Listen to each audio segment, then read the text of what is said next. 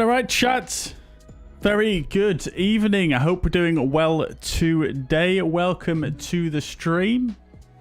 Welcome indeed. I hope we're all doing well. Happy Sunday. I hope we've all had a fantastic weekend so far. I'm very excited for the stream today.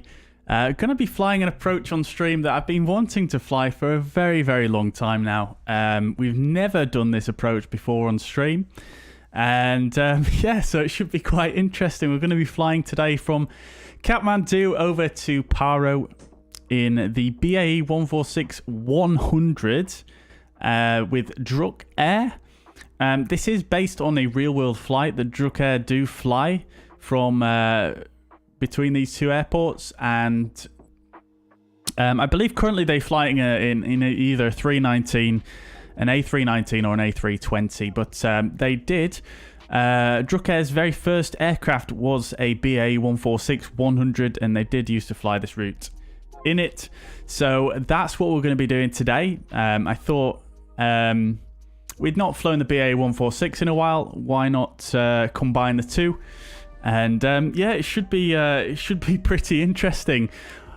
Obviously, the BAE 146 is not RNP capable, RNP certified. Obviously, being quite an old aircraft now, and obviously, generally flying into this airport now, I believe it's done in a combination of ways, and the only charts you can really get on Navigraph are the RNP charts.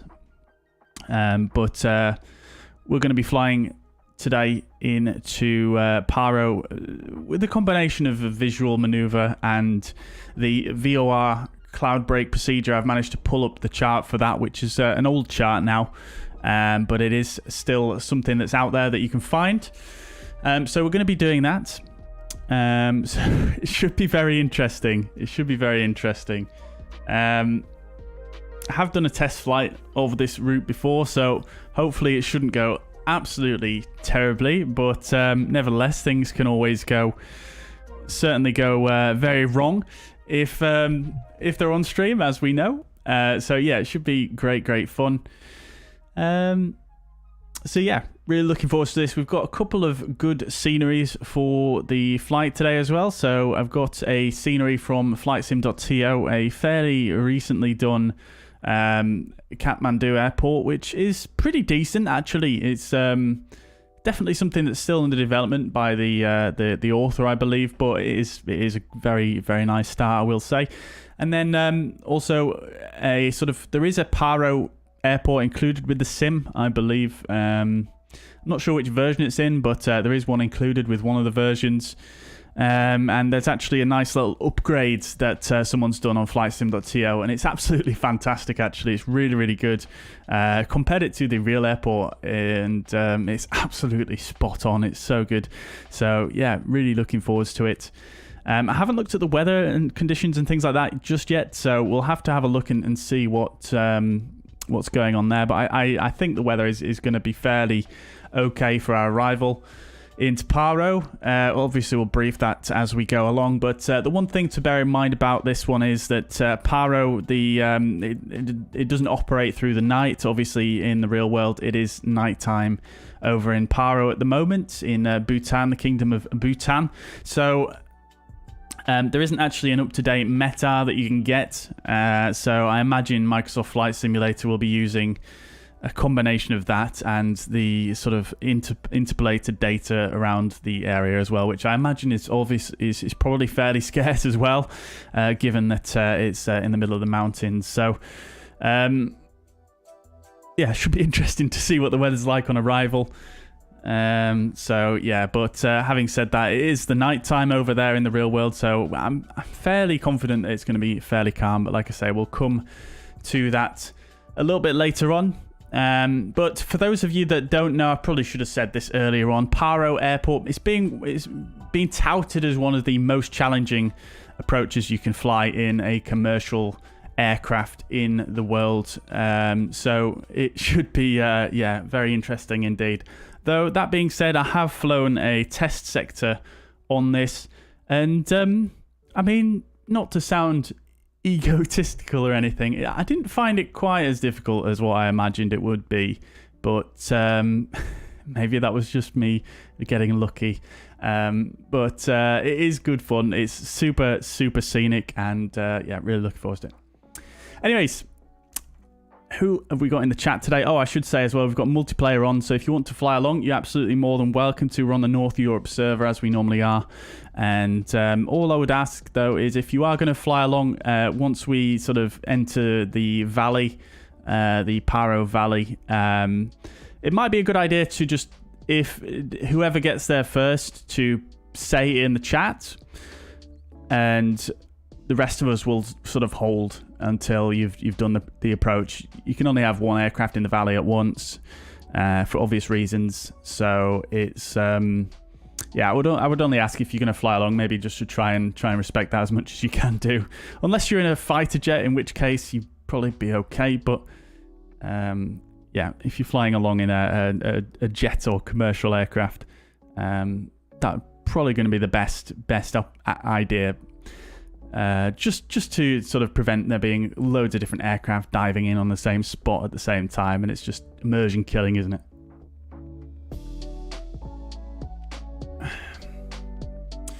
Right, like I say, who have we got in the chat? The commentators here, welcome. Hope you're doing well. Welcome indeed. Stian, welcome to the chat. MPS Gaming, the Super Gamer, welcome indeed. Roy, welcome to the chat. Looking forward to this too. Yeah, thank you very much. I'll definitely need all of the good luck there.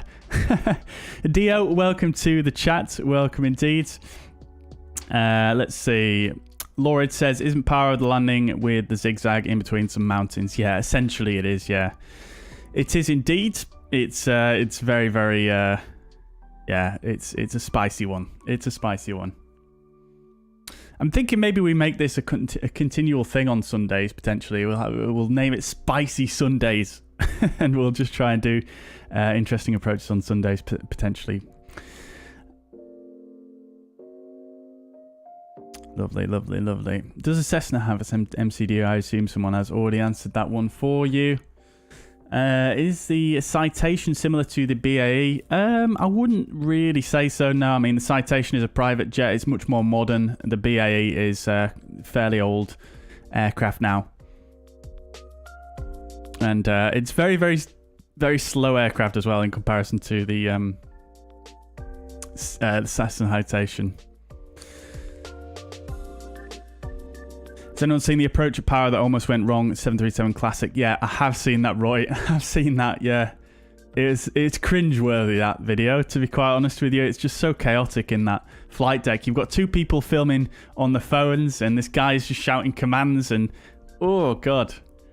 Sounded like an absolute lesson from hell if they were trying to teach someone there to land.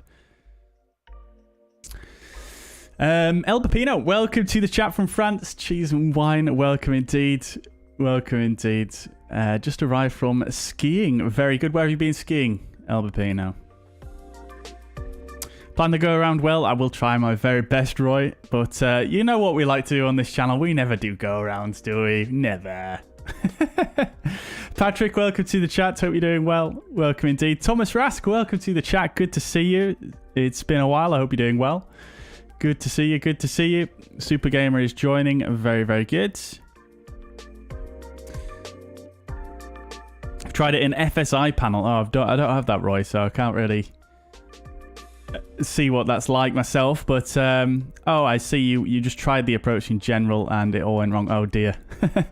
Yeah. Well, to be honest, like I say, I've never tried the instrument approaches that you can do into there. The RNP approaches. I've never done those. I've just done the visual approaches, which I believe is the way that it's most commonly done into Paro. But yeah, it is a bit of a toughie. It's very close proximity to the mountains. 7 hours ago, there was 25 gusts of wind at Paro. Oh, great. That's not good, is it? Was that the last meta? Oh, Jesus. Nico, welcome to the chat. Welcome indeed from France. I hope you're doing well. Good to see you. Welcome indeed. Nathan, welcome to the chat also. It is Microsoft Flight Simulator indeed. Dave, welcome. Good evening. Hope you're doing well. Good to see you. I see you're parked next to us on the ramp here. Hopefully you're joining us as well. Sasha, welcome to the chat. We're not on VATSIM today now. No.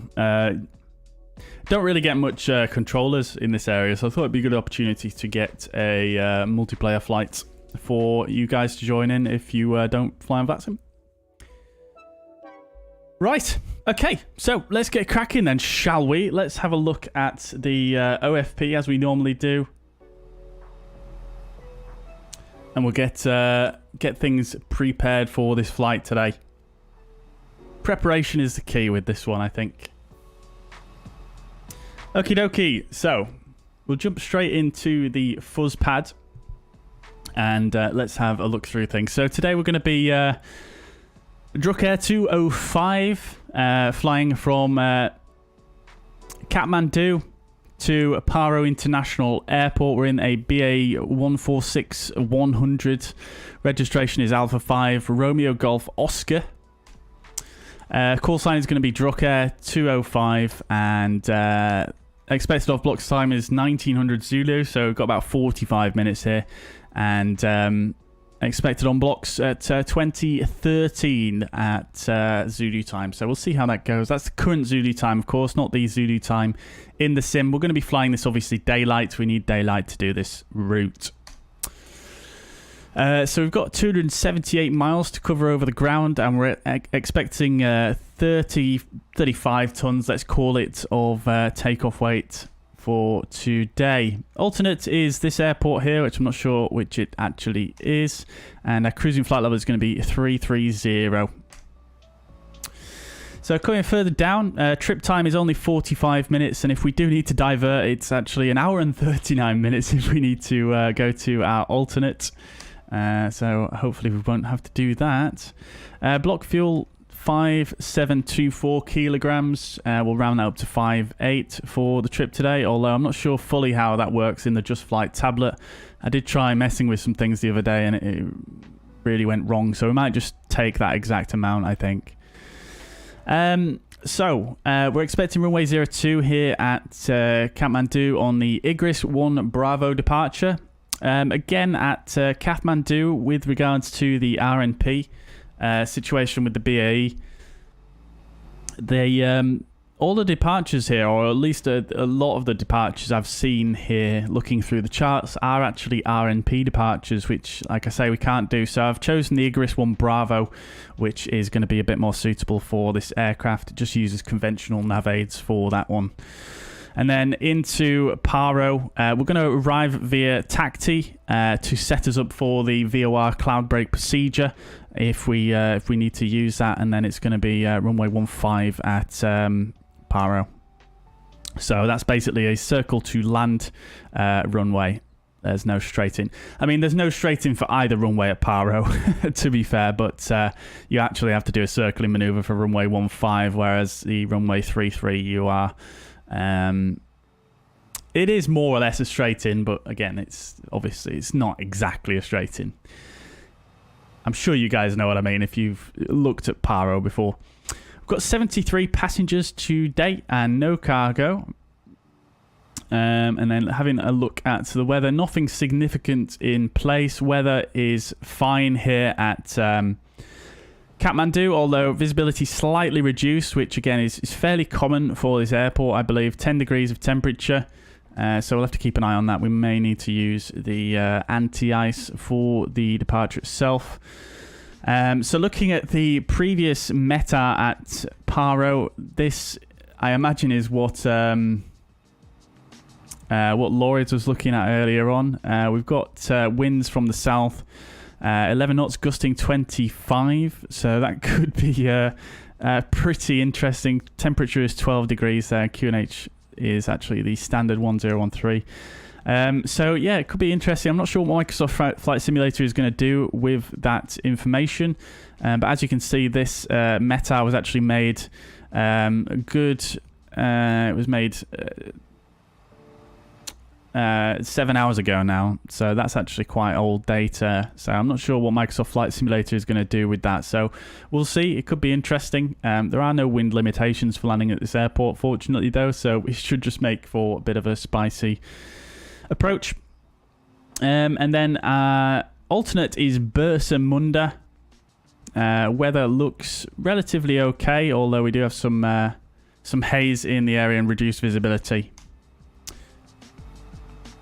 So that is the OFP. Our routing, of course, takes us more or less straight to the east-southeast, and then to the south of Paro, which is obviously up here. This is all mountainous region up here, so we're going to come in from the south and then make our way through the valley. We do have a jet stream here, but it's not going to affect us. We're going to fly below it, and we've got an area of clear air turbulence here, sitting right over our flight path. So all this area here is a moderate turbulence between below flight level 100 and, below flight level 250 and up to flight level 430. So, yeah, something to bear in mind for the climb out. May need to keep the seatbelt signs on. In fact, we probably need to keep the seatbelt signs on all the way over here, considering Microsoft Flight Simulator is very... it seems like turbulence over mountains is very aggressive. It's all players, Lords. Sorry, I should have put that in the pinned message. And then looking at the profile as well, as you can see, lots of terrain on the trip today. So, yeah, lots of terrain to be aware of. Right, okay, so let's jump in and get set up then. So we are flying, like I say, in the BA146 today. It has been some time since I've flown this, and haven't had a ton of practice in it really, to be quite honest. Oh, it's very busy here. We've got someone in a 787 there, and we've got some Dave here in an A320. Oh, we've got loads of people here, actually. We've got someone in an F-18, and someone in a Cessna Citation, someone in a B350. Is that I can't remember what that is off the top of my head. Beechcraft of some description. But here we are in our little cute 146-100. Very, very cute indeed, isn't it? I love the look of this thing. It's just super, super cool. Right. So, like I say, we'll get set up. I've not flown this thing in quite some time, as I say, so some of the procedures may not be perfectly perfect, but I'm going to try my best to remember them as best I can. It should be runway 02 for departure, Super Gamer. Matt, welcome to the chat. Hope you're doing well. Good to see you. Oh, DK's in the F-18. Very good. Right. Okay, and then we'll brief the charts a little bit later on. We're going to brief the full procedure once we're set up in the aircraft here. So let's jump in. Here we are on board the beautiful BA146. Cabin's nice and empty at the moment. Yeah, really, really good aircraft this. And then our flight deck here. We've got the side door open here. The catering must be here. But they've improved this so much since we last flew this on the stream. It is really, really quite incredible what they've done with it. And yeah, very, very impressed with what they've done. So we'll turn the music down mostly so we can hear the beautiful sounds of the BE as we set it up here. So let's jump into our seat then, and we'll go ahead and pull this forward a bit. I love that you can do that in this. There's so many little interactive points in this. Like, you've got this cup holder here, and you've got a cup holder down here as well, and you've got the seats that you can move around. There's armrests, of course. Beautiful. Absolutely love it. Unfortunately, rather strangely, even though they've put all this stuff in, the window doesn't open. I'm sure this window should open. But hey ho, let's get cracking then. So first of all, we'll jump into the tablet and we'll bring in our OFP.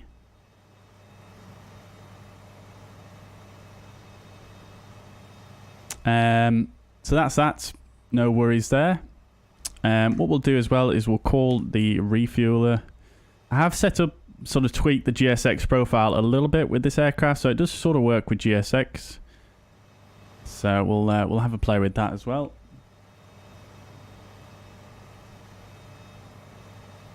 Lots of red on the terrain, yep. Definitely. What arrival runway 15, Super Gamer. But yeah, is the BA146 worth the money? I think it's really, really good for what it is. You get a lot of variance, and the modeling and texturing is absolutely stunning. The level of depth to it, if you compare it to a PMDG or a Fenix, it's not quite as much, but, you know, almost everything is clickable. Whether there's much going on in the background is debatable in some cases, and some things just are clickable but don't actually do anything. But the majority of the modeling is there. All the modeling that matters is there. The sounds are absolutely top-notch. Like I say, the modeling and texturing is just absolutely fantastic. But you'll see as the flight goes on today. Hopefully it'll give you a good idea of what it's like. Alright, so let's start getting things rocking and rolling. So we've got external AC power available. We'll start with getting the batteries on. I'm not going to run through all of the tiny little details like the tests and, you know, checking the amperage of the batteries and stuff like that. Purely because I don't have enough time to learn and remember all of the different figures. But nevertheless, we will do the standard procedures and we'll pretend our captain for today. The pilot monitoring has done all of the tests for us. So we'll crack the AC power on.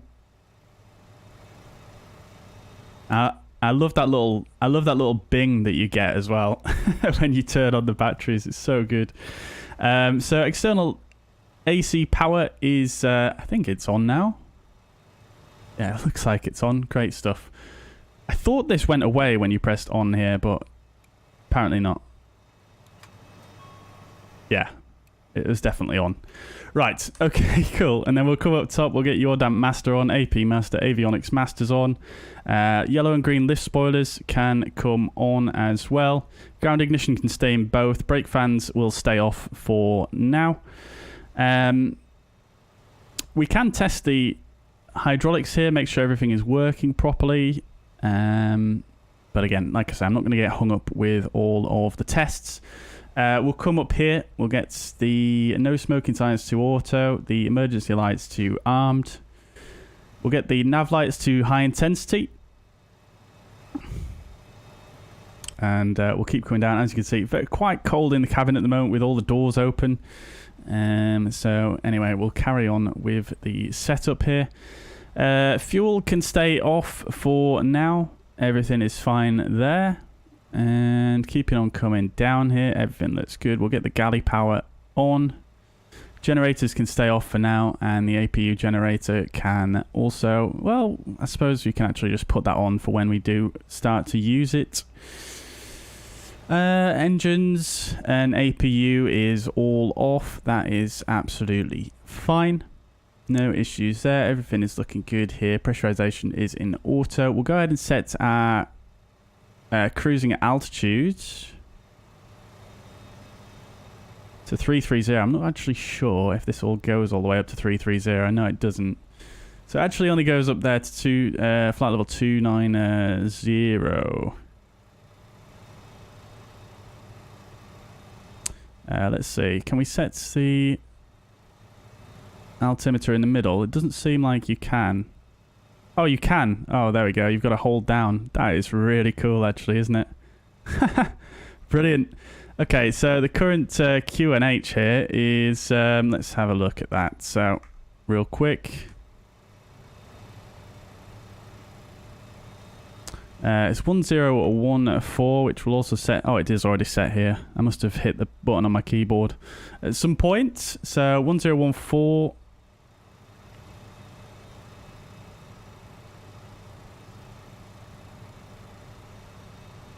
Other way. Oh! Did not mean to press that. It's quite fiddly to do this, actually. 10...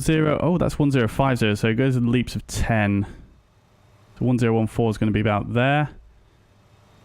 Yeah, and we're still not going to get up there, but we'll see how that goes. We'll see how that goes.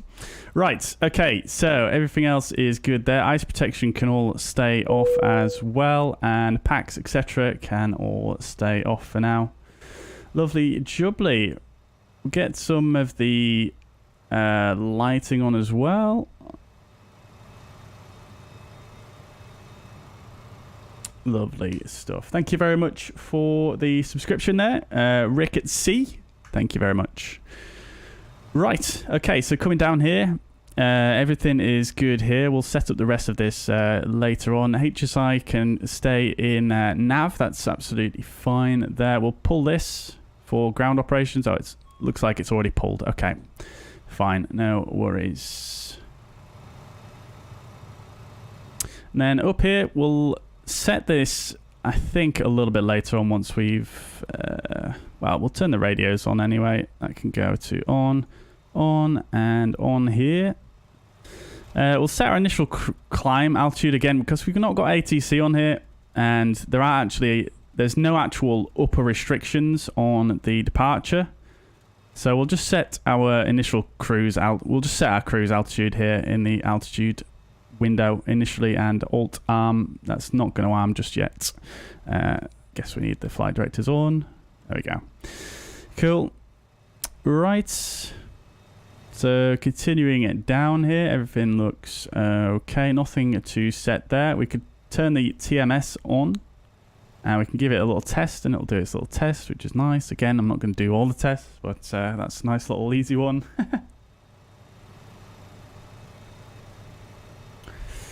We'll set the external...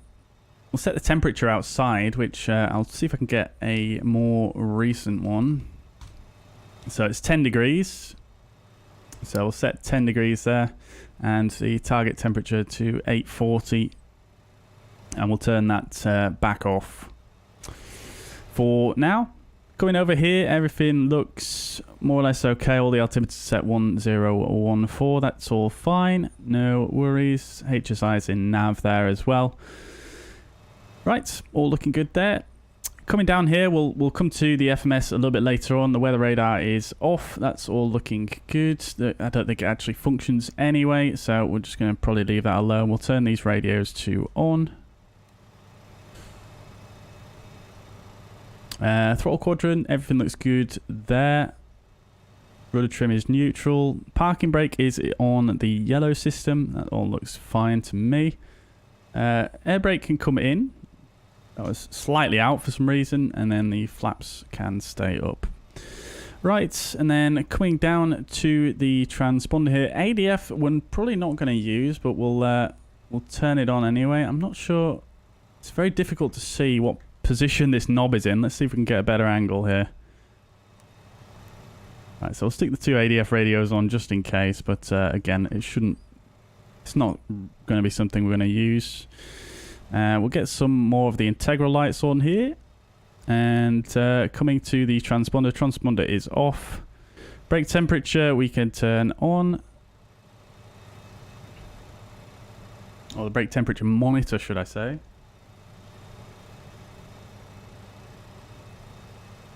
And then we can actually put our aircraft ID in here as well, the flight ID rather. So we'll put in...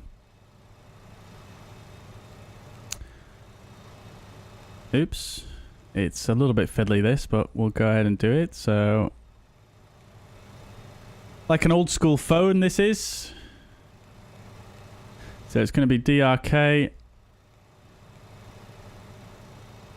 205, enter. Cool. And then we'll set our squawk to 2000. Lovely. Right. Okie dokie. So we'll set up our FMS as well. Again, we're not going to use this to a great extent for the departure and arrivals, but we'll set it up at least for the en route flight plan. This is using the working title FMS for this. So it does have some of the features of that, but it is very, very basic. So you've only really got the legs, departures, arrivals page and the flight plan page.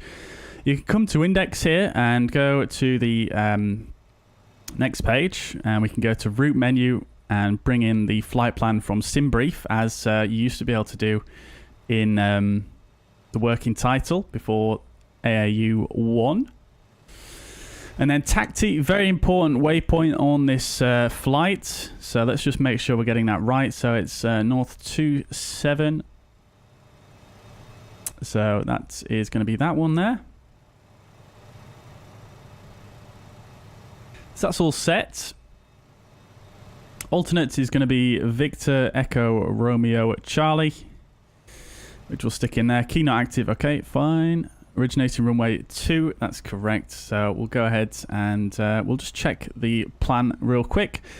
So it's going to be Subsu TACTI. That's it for the en route flight plan, and we'll go ahead and just stick in the departure, which is going to be the IGRIB 1 Bravo via Kimti as a transition, and then for arrivals into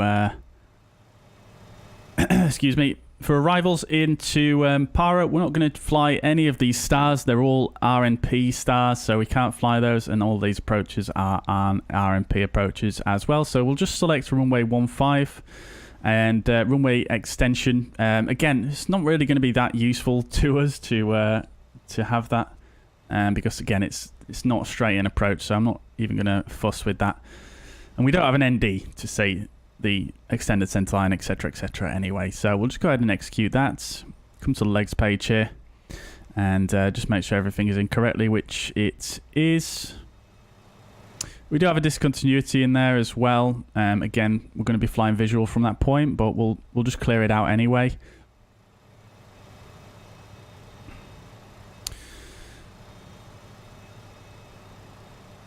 Got 2 Verks in there. What is Verk? Verk is not on my flight plan. It should just go TACTI and then over to 320 nautical miles. I'm not sure at all what that one is. Let's just go back here. Distance 217. So that is about right. Anyways, it's not a big deal, I don't think, these being here. We'll just clear them out. Because from TACTI, we're going to be flying, we're not going to be using the FMS data from TACTI anyway, which we'll come to briefing a little bit later on. I think you can get some weather through here as well, if I remember correctly. Data link, weather. Yeah, you can get some weather through here, but again, we're not going to bother with that too much today. Right, okie dokes, so that's set, and then we'll just continue on here. So for the departure, which again we'll brief in a moment, but we're going to use the Kathmandu VOR for the departure on 113.2. Love the animations as well on these gauges. You can sort of see the numbers sort of moving between each other. It's not just like a straight swap there. You can kind of see the numbers moving in the back there if you pay enough attention. It's super cool how they've done this. And then we'll tune the same VOR on this side as well, so 113.2. And then into nav2, we're going to tune the 320 radial. And then we're going to also tune the 105 on the captain side. T indeed, yes, Matt. Indeed.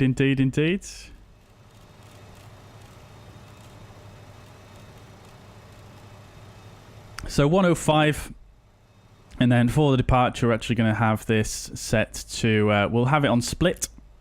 I believe the autopilot in this aircraft will only take the VOR information, the course indications here through the nav1. So what we're going to do for the departure, and I'll brief it once we get a little bit further underway here, but in fact, I'll brief that once we do the rest of it. We're not going to have any of these modes active for the departure itself. So that's fine. And that is about it, really. We can start loading up the aircraft, and one thing I did forget is the yaw damper just down here, so we'll turn that on as well. Right, let's get this thing loaded up then. So we'll come to the... I feel like this needs a bit more brightness. Is it already on the brightest setting? I think it is. Right. Okay, so let's load it up. import SimBrief OFP payload, which will... I think we should have the fuel truck here. We do. Just about fits under that wing there. So we'll do that, and then let's see what happens here.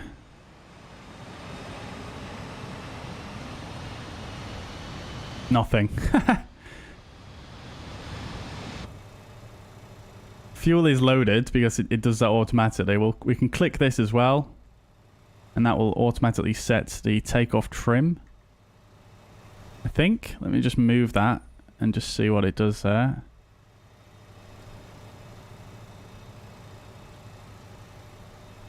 Yeah, it did move it. Okay, cool. So I don't think GSX is really working fully with this add-on for the refueling. So what we'll do is I'll just restart GSX so that the refueler disappears, and then we'll call the passengers to be boarded, as we are pretty much there, really.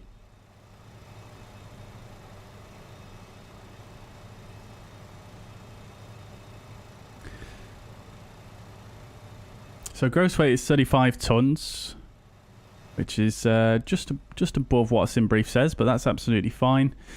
So we've got our takeoff speeds, etc. here. Flaps 18 we're going to use for the takeoff, so we can actually just click on that, and that's going to set all the bugs for us for the TGT, N1, and the V1, V2, and V1, VR, VFTO speeds as well, and the VER speeds.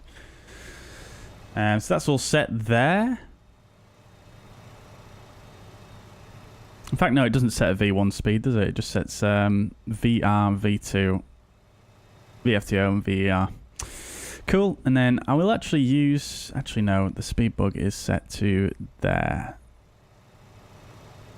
Right.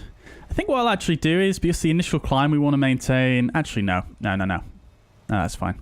So for the initial climb in this aircraft, you want to maintain a V2 plus 20 knots. Now, good way you can actually track your speed in this aircraft is using this little gauge here.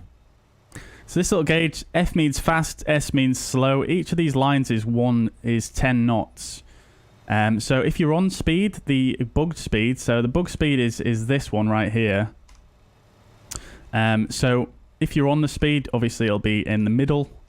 So if you're 10 knots high, it's going to be there. If you're 20 knots high, it's going to be there. So what we essentially want to do for the initial climb out is keep this little orange circle at the top there, just below the top. And we should be V2 plus 20 knots for the initial climb out. Lovely. Right. Okie dokie. In fact, sorry, it's V2 plus 10, not V2 plus 20. So we want to keep the circle on that line there. Cool. Right. And then some of you guys may be wondering, if you've not flown this before, you've got RNAV and NAV on here. So RNAV is basically going to use the FMS data, and NAV is going to use the NAV radios.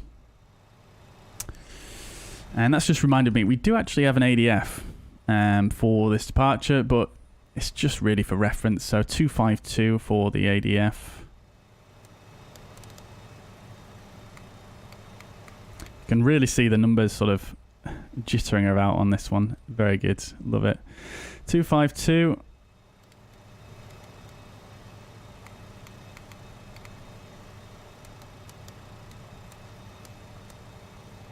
Lovely. Okay, cool. And that's just really for a backup. Okay. So that's that done for the setup. We're pretty much there, really. So let's go ahead and get the passengers on board.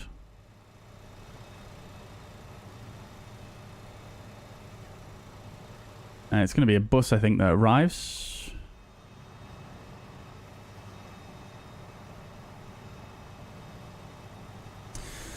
Okay. So we'll go ahead and do the departure briefing while we wait for the passengers to board. And then we are going to get some checklist done and get underway, chats. I've got the staircase coming in for the back, of course. Right, so let's have a look at the briefing then. So we're going to be departing Kathmandu in Nepal. This is a 10-9. Airport elevation here, 4,395 feet above sea level. Very, very high, this airport. So we're going to be departing runway 02. So we'll have a look a little bit closer here. So we're currently at stand 4. So we'll basically push back facing to the south here and we'll taxi Foxtrot all the way down to the end here onto Echo. We'll backtrack runway 02, turn around at the end here, and then we'll depart runway 02 up that way. Very simple taxi out. Passenger's bus is coming. And then for the departure, we're going to fly the Igris 1 Bravo departure. As I said earlier on, if you look at the other departures here, the other Igris 1 at least is an RMP departure. So Igris 1 Echo, and then the Igris... Where's the other one? Igris 1 Charlie. RF required, which obviously the BAE can't do. I mean, technically you could do this in a sim because we've got the FMS there. But I'm not quite sure what the navigational accuracy is going to be. And yeah, we're just not going to bother with it because it's just going to be a bit more fun to fly it this way, I think. So transition altitude is 13,500 feet. I'm actually just going to write that down because I will forget that one. And this is the 10-3 Golf. We're going to be flying Igris 1 Bravo departure for runway 02. And the departure itself is going to be looking a bit like this. So we're going to depart runway 02. Actually, is it 02? Did we say 02? Yes, we did. Okay, cool. Let's just do a quick check of the weather. For some reason, I'm doubting that. Variable winds at 2 knots. Right, fine. Okay, no worries. So we're going to set off initially set off straight out to 2.5 miles from the Kathmandu VOR. Once reaching 2.5 miles, we're going to take a left turn. So we're going to take a left turn. We'll probably use about 10 to 20 degrees of bank. That's probably all that's going to be needed. But we do have to stay within 5 miles of the Kathmandu VOR. As you can see here, this 5 mile mark is just to say stay within that distance. We're going to take a left turn here, and upon reaching the 320 radial from the Kathmandu VOR, we're then going to continue a left turn and intercept the 105 radial from the Kathmandu VOR once again. So from that, we are going to head outbound towards Igris on that radial, and then we'll continue on route after there. We do have a restriction at Kathmandu once arriving back around this corner, 7,500 feet minimum, which we shouldn't have a problem in making, and 10,500 at Igris. No speed restrictions on this departure, but we'll mostly be flying it, I think. We'll initially take off and start this turn. We'll aim to maintain V2 plus 10 to 20 knots all the way throughout this turn here. Once reaching about 1,500 feet above the aerodrome, which is going to be about, we'll just say 6,000 feet to make things easy on us. We'll reduce thrust to the to about 90% N1, which is the corrected thrust setting for climb in the BA 146, but we will pitch to still maintain V2 plus 20, just to get well established in the climb whilst we're in this turn. I think what I'll probably do as well, once we start initializing this turn, I'm not sure if I'm going to use autopilot or not yet on heading mode to bring us round here. I may just fly it manually, but I may switch to autopilot using heading mode to bring us round, and then as we come round to this 105 radial, we'll then go to Vorlock and head out to Igris. And once we're established on that radial out, we'll then probably switch over to RNAV navigation and nav mode on the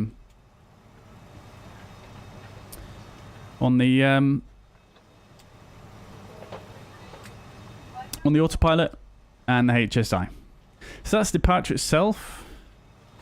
Not too shabby, really. Quite a fun little conventional based departure there. So it should be quite fun, and I'm looking forward to that. Passengers are coming on board now. Love to see it. Very, very nice.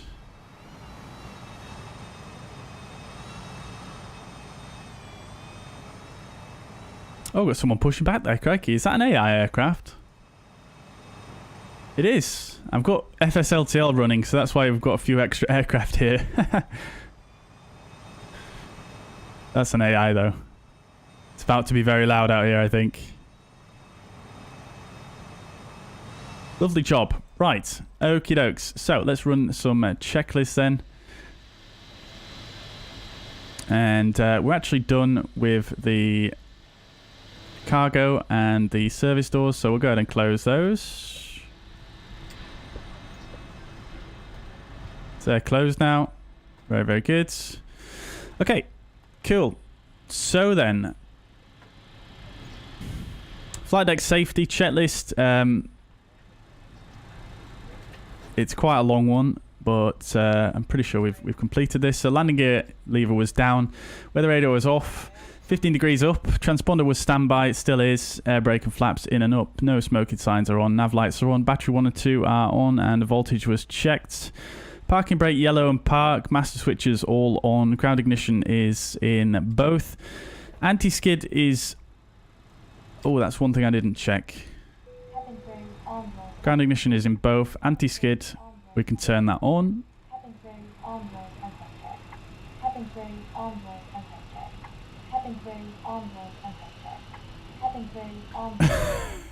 What is going on? Why is that just repeating over and over?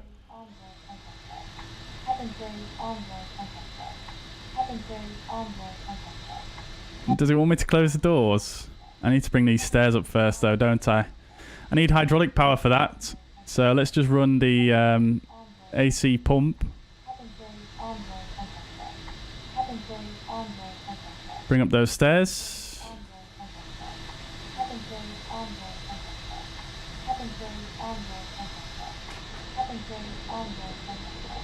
Lovely. And we'll close that door. Yeah, okay. Wanted me to close the doors. That's very strange. Right, okay, so carrying on with the checklist then. Anti-skid is on. Lift spoilers, yellow and green, both on. AC and DC bus tie. I actually missed those, didn't I, in the setup? So we'll turn those to auto. We'll arm the standby inverter and the standby generator as well, because that is most likely going to be next. It is indeed, so they're armed. Generators 1 and 4, both off and reset. Galley shed switch is in galley. APU we're not using currently.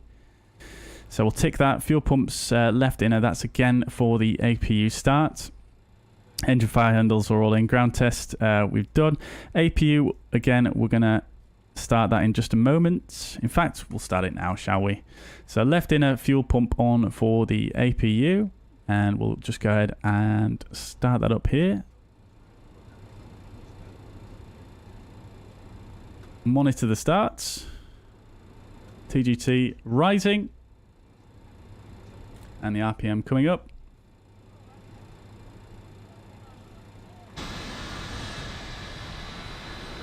APU's actually on the side here, I think. It's just here in this side.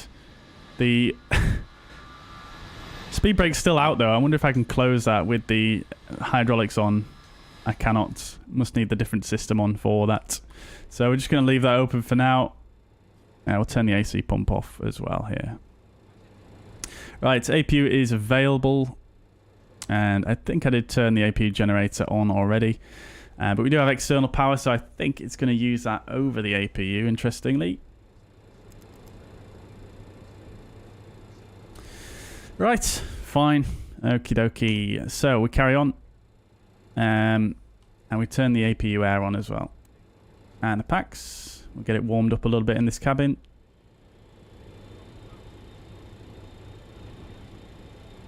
Oops. Yeah, it's very cold currently. So let's get that warmed up. We'll get the air conditioning on as well. Lovely.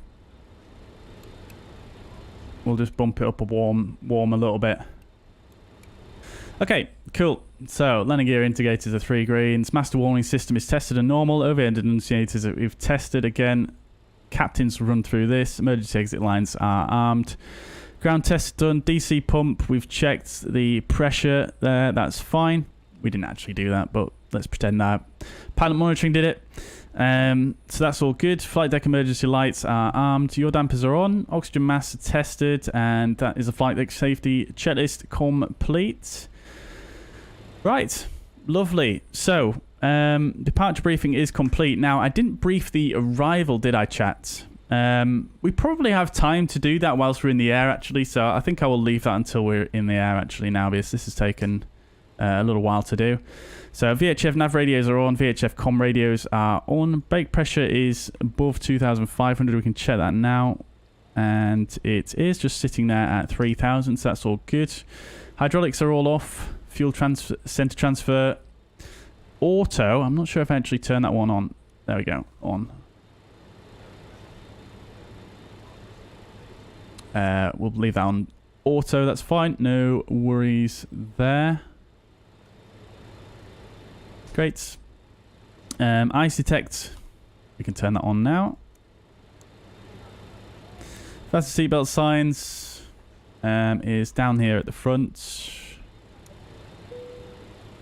Just have some great sounds in this. Some nice little cabin announcements and things like that. Oh, flight deck emergency lights. I didn't actually arm those. I must have missed that. So that's done now. Fuel quantity is checked.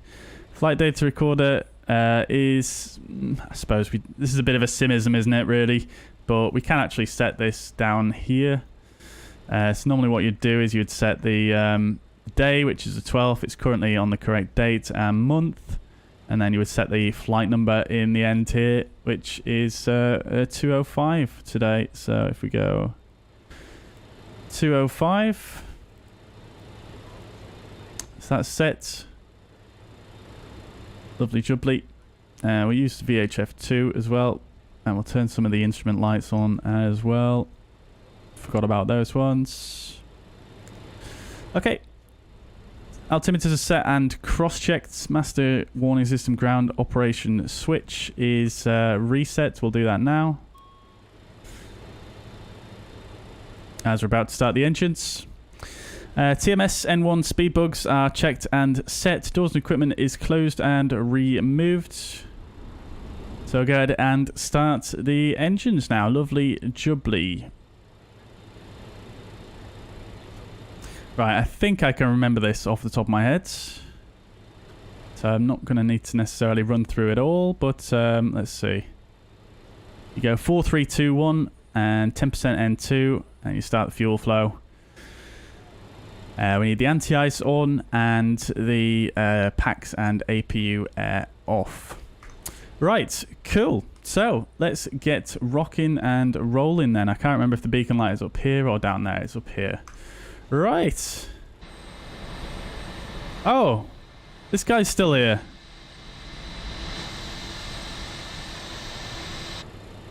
Let's just do that. And I lied. The ground equipment isn't clear, is it, chat?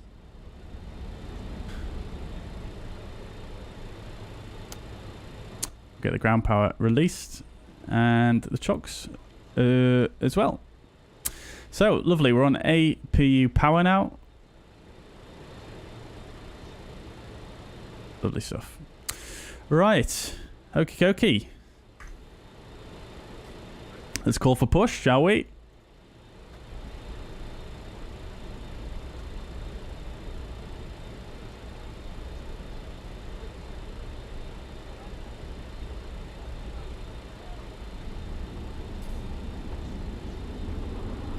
Hydraulics on. Hydraulics aren't usually on for the engine starts.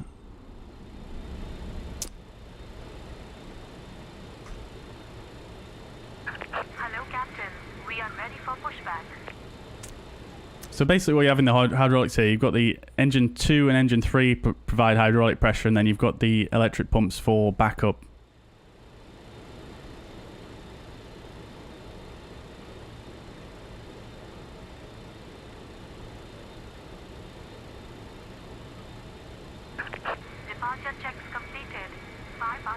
Right, here we go then, chats.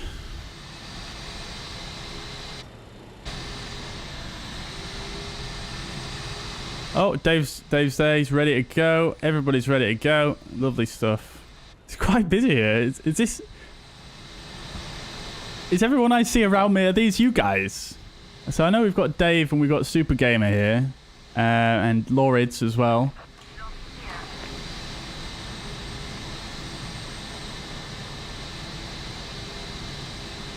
We'll be able to see Mount Everest today. Generic Pilot, welcome to the chat. I believe you can see Mount Everest, yeah, but obviously the rendering of Microsoft Flight Simulator is not that great from a distance, but you can, I believe, see Mount Everest, yeah. Right. Okie dokie, so we're going to go tail to the left, and we're going to taxi to the south. Release parking brakes, please. Okie dokes. Parking brakes released.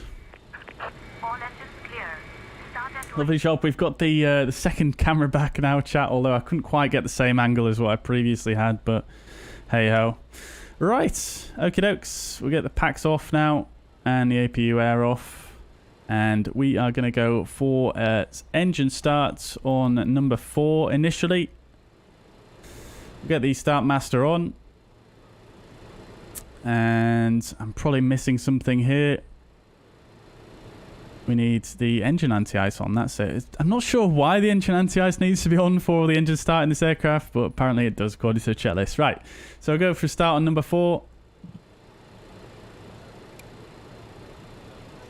And we'll monitor the engine starts. Looking for 10% on the... 20%, sorry, on the N2. Was it 10% or 20%? I think it was 20%. Sorry, 10%, wasn't it? So we'll go... Start the fuel flow on engine 4. We've got a little bing there. Not sure exactly what that's telling me there. I think fuel for low pressure. Oh, I forgot the fuel pumps, didn't I? Of course. Of course there was something I forgot there. That's why. Right, there we go. Oh, we're rocking now.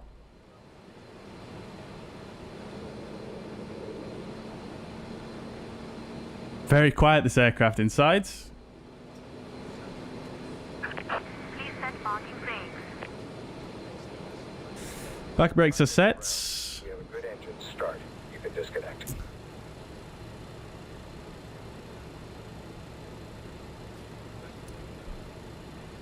Okie dokie, that looks like a good engine start there. I like how the TGT just stops dead. We'll go for a start on number 3 now. Engine selected number 3, and we'll run that. Looking for 10% on the N2.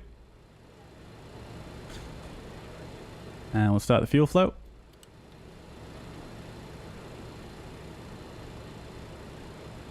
Unlocking gear. And 1 is rising, and...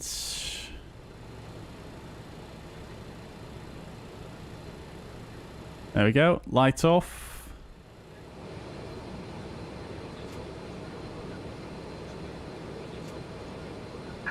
Door trunk disconnected. Manj, yes, I am, yeah. Yeah, thanks for that, the commentator. We do have a command for it as well. Right is clear. Exclamation point NVIDIA. We get the sound up a little bit, I think. It's very quiet.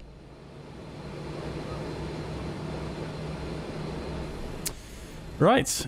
2 good engine starts there. We'll go for number 2 now. So number 2 is selected.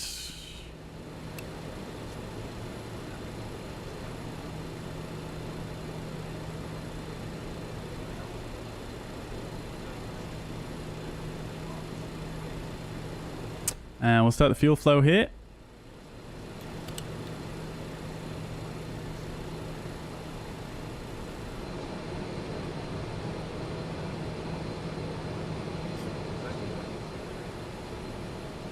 Lovely. Right. Oh, I did forget FS Realistic, didn't I? There we go. Let's do that. Not sure if I've got a profile set up with this aircraft, actually. Oh, what is going on there?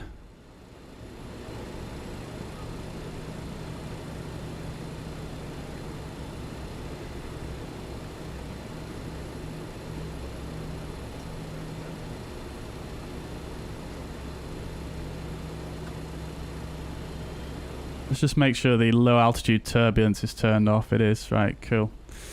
All right, great stuff. So that's another good engine start, and we'll go for engine 1 now. Engine 1 is selected, and we'll start that one.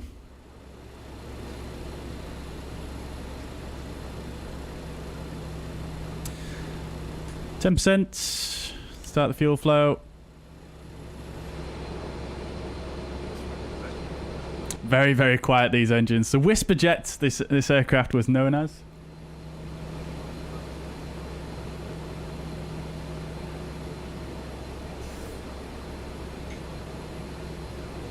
Right.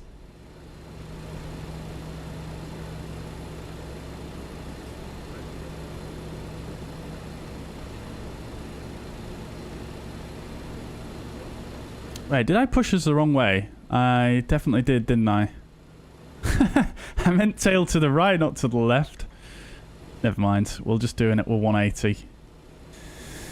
Right. Okie dokie, that's 4 good engine starts. Great stuff. We'll get the ignition selector to off now. That's off. I have bound some of the controls for this aircraft to my throttle quadrant using spad.next, which I'm fairly happy with.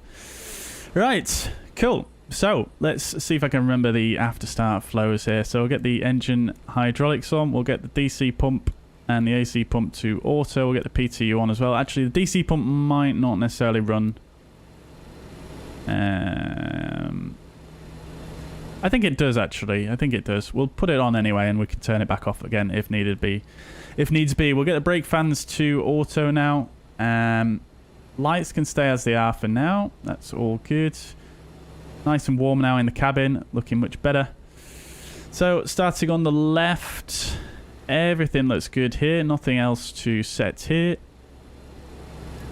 We can check the engine generators, which are currently offline. We'll turn them back on. We'll turn them on in a moment. External AC, I forgot to actually turn that off before disconnecting it, but we'll turn it off now. We'll get Gen 1 and Gen 4 online. You can see it's come online there now. That's lovely stuff. We will leave the APU generator online for the departure, I think. I think that is normal procedure in this aircraft. We'll turn the starter off. Coming back down, we'll turn the engine anti-ice off. We're not going to need that for the departure. In fact, I'll just go ahead and just check the METAR once again. Still on 10 degrees, so that'll be fine for us. Actually, we could probably have it on with 10 degrees, couldn't we? That would probably be wise. Let's turn it on, actually. Coming back down, we'll get the window heat on. And we'll get all of these on, actually, I believe. And the pitot heater's on as well. Wing anti-ice can stay off. Ice detection switch is on. And tail anti-ice can stay off. Packs 1 and 2 can come on. And the APU air will turn on as well. Engine air will leave off for the departure. And that is everything there done. Oh, what the heck? Right, so for the departure... we've got pitch and roll, nav 2 and pitch roll, nav 1. Alt is armed as well. So that's all looking good. We're not actually going to be using the flight directors for the departure itself. So we'll turn them off. Actually, no, we kind of need them on, but the altitude arm has gone off there. We'll leave them off just to prevent any further distractions. So essentially, to recap the departure whilst we're here is we're basically going to depart runway 02, take a left turn, and then once we see this radial start to come in, we're then going to switch this switch over here to nav 1, which is going to bring the 105 course onto this CDI here, and then we're going to look to intercept that outbound. So that's why we've got that on split, because if I put that to nav 2, it's actually going to put it on that side, which we don't really need. We can have it on split for this departure, as I'll be doing the flying. So that's that. We'll turn the TMS system on, and we'll put it in takeoff mode. So that should calculate the takeoff N1% based on the current temperature set here. So that's all good. We've got our bug set. That's all fine. Everything else looks good. We'll set the flaps to 18 here.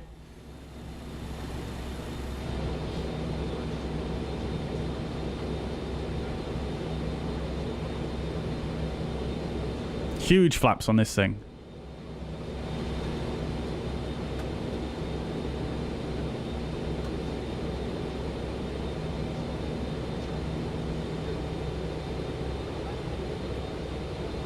Right, there we go. Okie dokie, so flaps are set. Everything else, we're not going to use a radio. Weather radar, I don't believe works.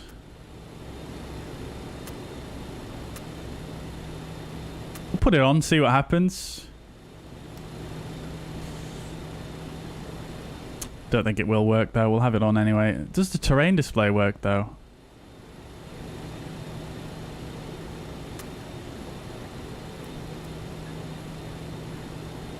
Oh, something is displaying there. Showing the current airport, but it doesn't look like it's showing any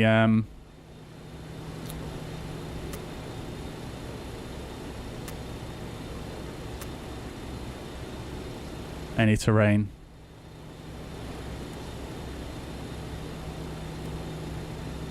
Oh, you can actually show your LNAV on here as well. Interesting. Not sure if that actually works though. Do I need the flight directors on for that? No, that doesn't work either. Okay, fine. Leave it on, see what happens. Right, continuing it down then. Flaps are set. Air brakes are in. They should be closed at the back now, which they are.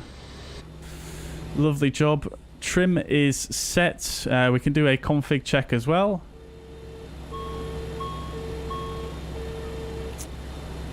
Okay, we've probably because the parking brake's on, but we'll have a look at that once we release that here. Cool, so carrying on, everything else looks good. We'll get the transponder to a transponder. And we'll do the after start checklists. Just going to scan this, make sure I didn't miss anything.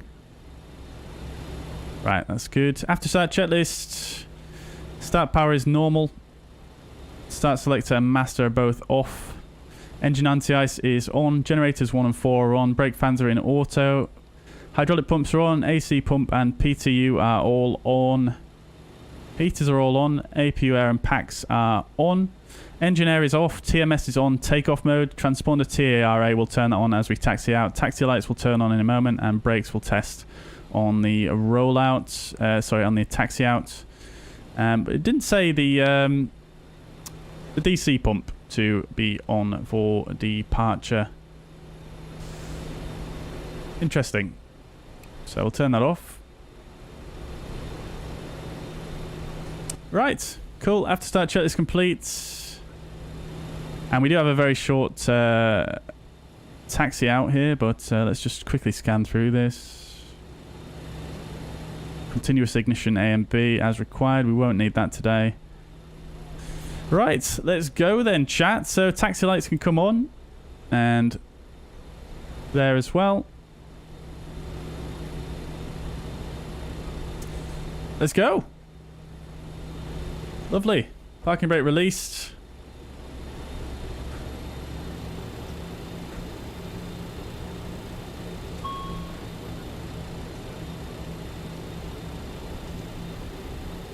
Ice protection's bigging at me. It's cleared itself now, though.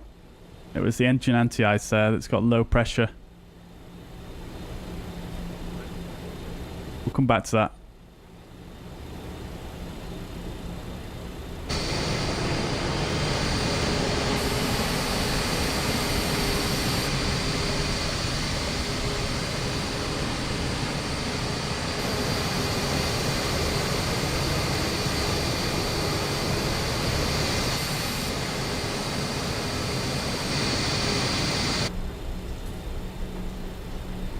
Right, off we go then. Let's just clear that.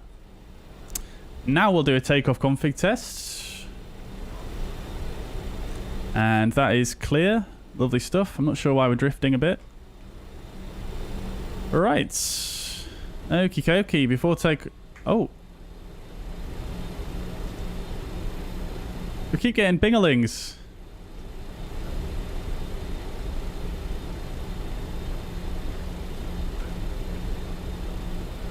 Interesting.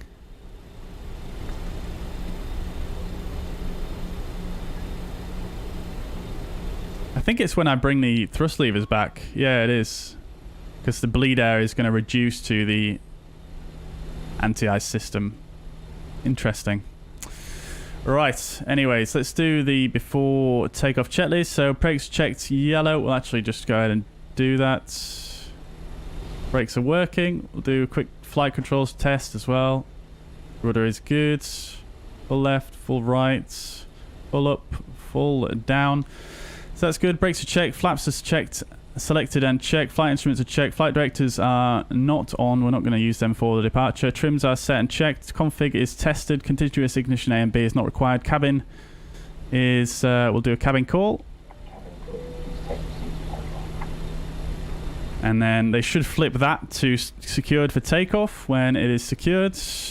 Weather radar is on. Landing lights and strobe lights will turn on as we enter the runway. TMS is on. Takeoff mode. Flight controls are unlocked and free. Master warning system is checked. There we go. Cabin secure.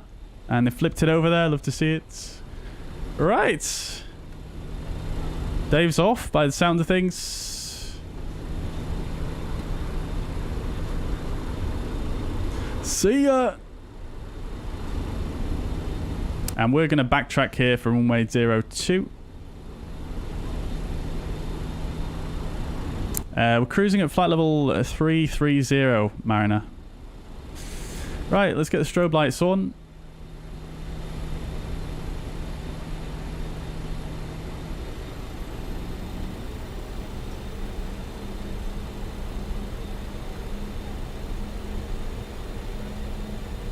Strobe lights should be on. They are indeed.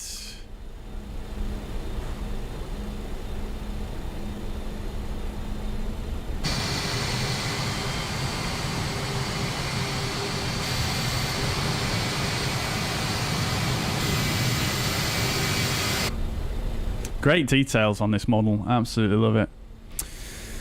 Okie dokie. So before takeoff checklist is completed...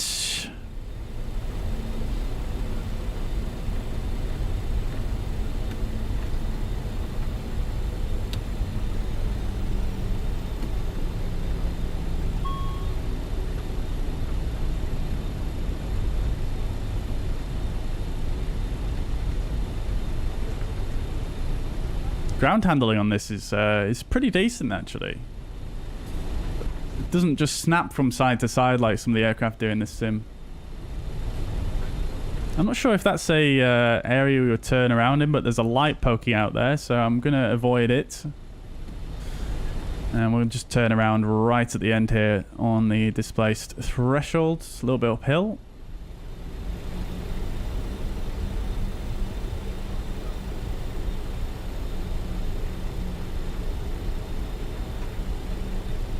Guys, I'll catch up with your questions once we get up in the air.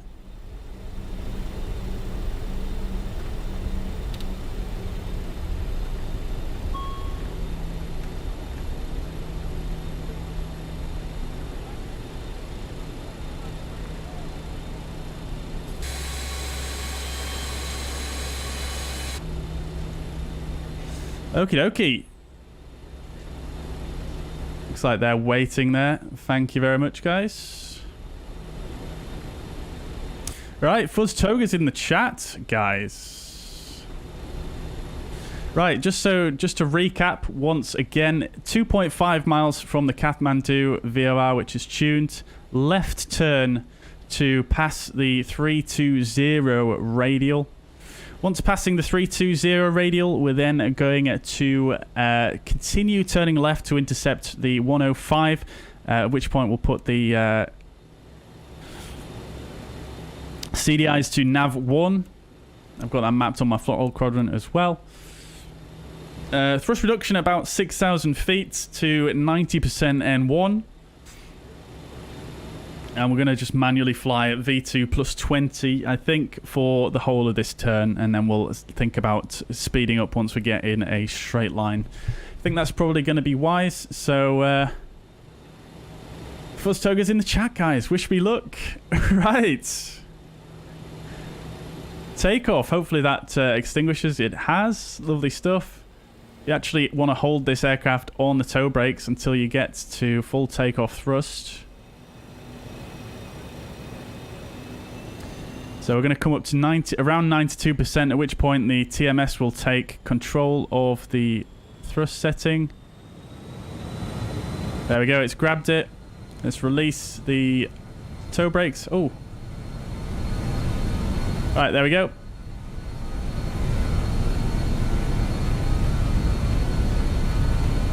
I think there are some call-outs on this aircraft as well. But he doesn't seem to be calling them out, so thrust set, airspeed alive.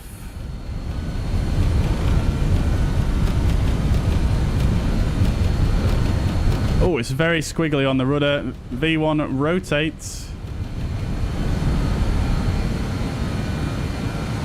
Right, about 10 degrees initially. And positive rates. Gear up.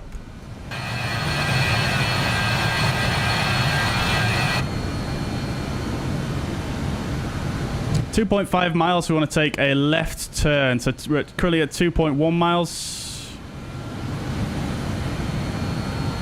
2.4, and there we go. Let's go.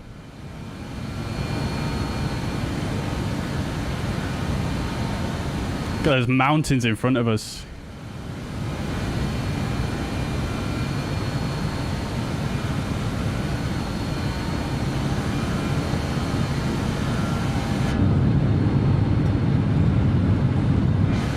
Very nice indeed. Holding that 10 degrees. 6,000 feet. We'll come back to about 90%.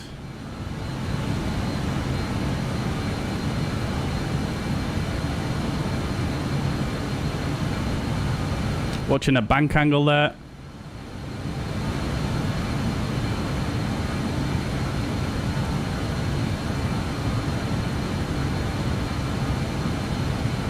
We want to stay within 5 miles of the VOR as well. We're currently at 4 miles away.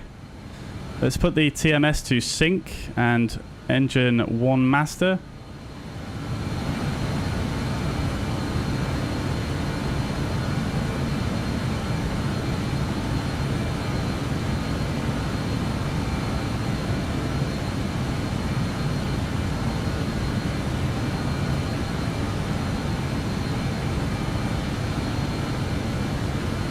Absolutely stunning scenes.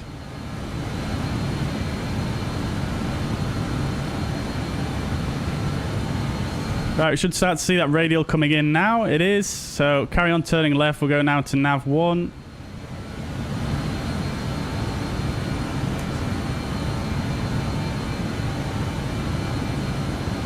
And we're going to level out a little bit here on the bank angle.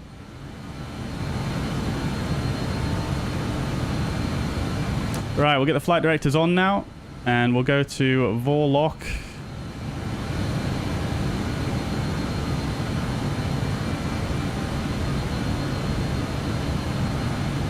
Oof, baby. Crikey.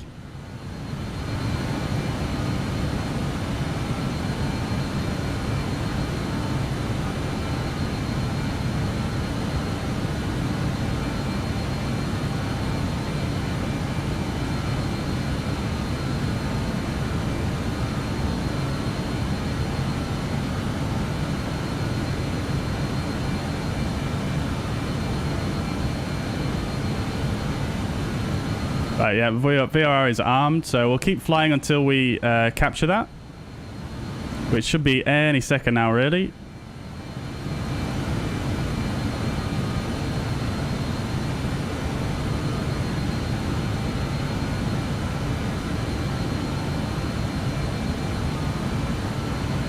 Gonna leave the lights and the seatbelt signs alone now. There we go.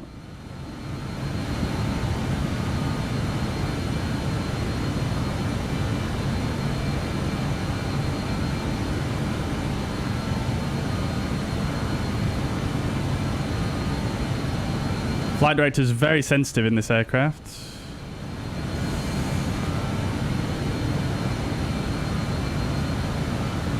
Right, there we go. Let's go to autopilot.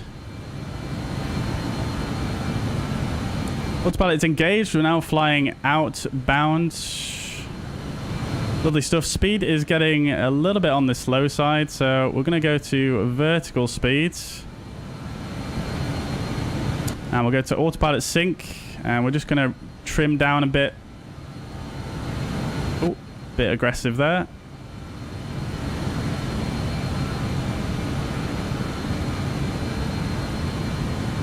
And we'll go for about 7 degrees pitch up, I think, initially. And it's getting very bumpy here. Just to start bringing that speed up. And we'll knock the N1 up to 91% if we can. Right, lovely stuff. And now what we should be able to do, seeing as though we're flying outbound, is we can go to... We should be able to switch to RNAV on both of the HSIs and go to LNAV here. And we should stay more or less on the same course, which we are.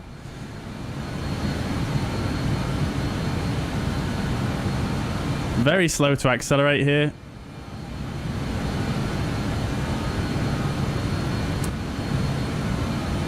We'll go ahead and...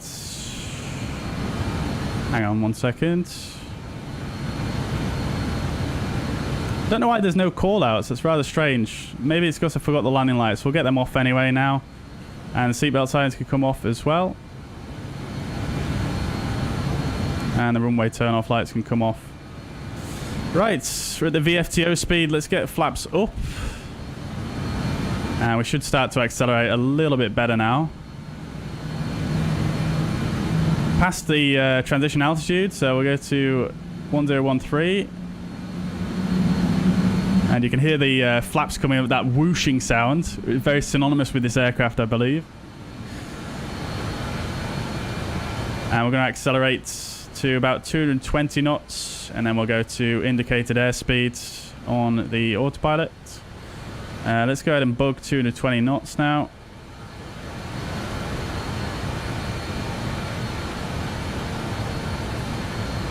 Which we are basically at. So we'll go... Actually, no, we'll go up to 250.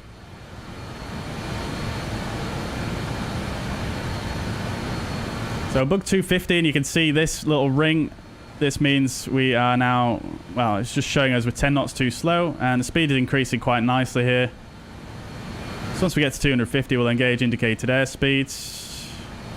There you go. There you can see our first turn using RNAV there. And we'll go indicated airspeed, and that should now pitch up to maintain 250 knots for the rest of the climb. Very good. Very good.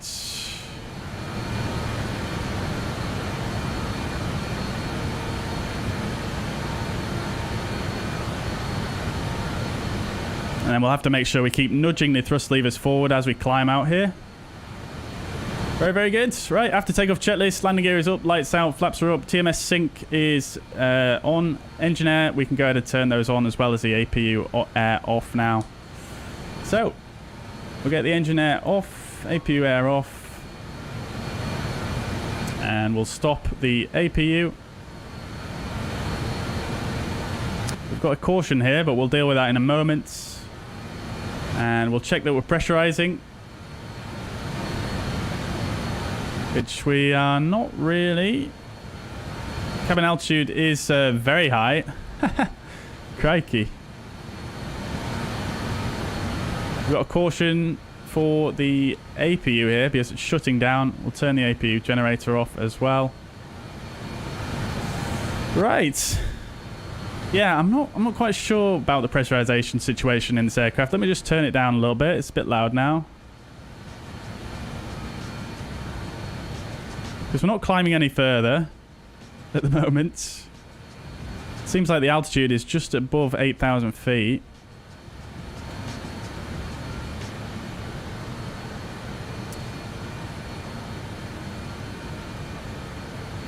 We did set it to 8,000 to be fair, and it won't go any higher than that. So I guess that's our lot for the pressurization.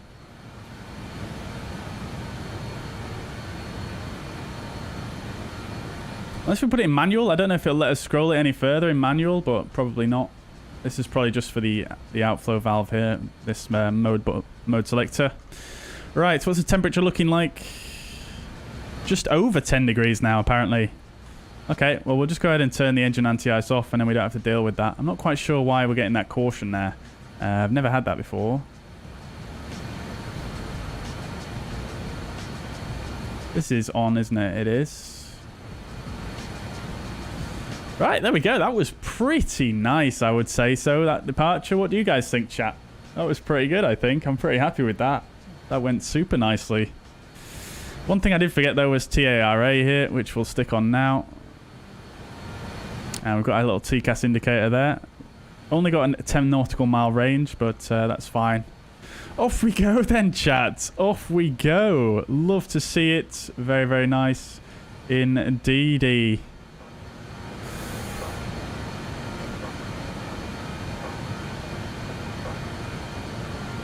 Yeah, I really enjoyed that. Really enjoyed that. Shame we didn't get to look out the window too much more on the departure because of, you know, how much we had to manually fly there. But nevertheless, I think that was very enjoyable indeed.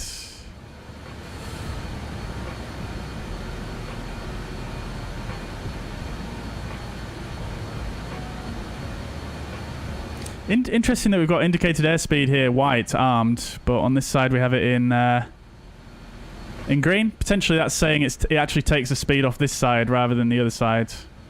You don't need to bugger speed, it will just fly the speed that when you set it. So we'll just set it like that.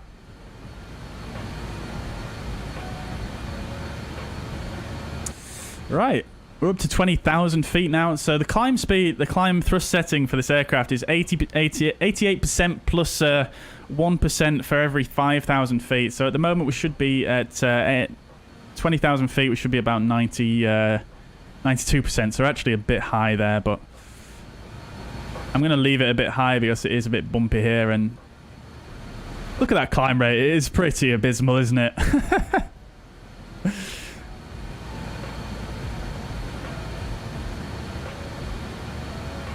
Oh, we need to arm this altitude as well. Something very strange about this aircraft. You have to arm the altitude.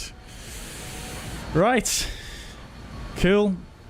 And we no longer need this on nav 1 because it's just going to be following the FMS data now. We've got the HSIs in our nav, so we can actually put that to split. It's not actually going to make any difference regardless of what we set it to. So you can see we're actually flying inbound to Kim T now. We've got 3.2 miles to go.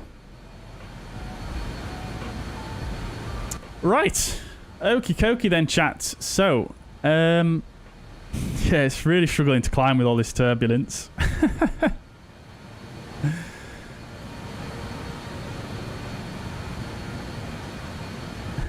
But we'll let it do its thing. We'll let it do its thing. I just need to nip away for 2 moments, and I'll be back with you, and I'll catch up with your chat messages. So just be back in a moment, chat.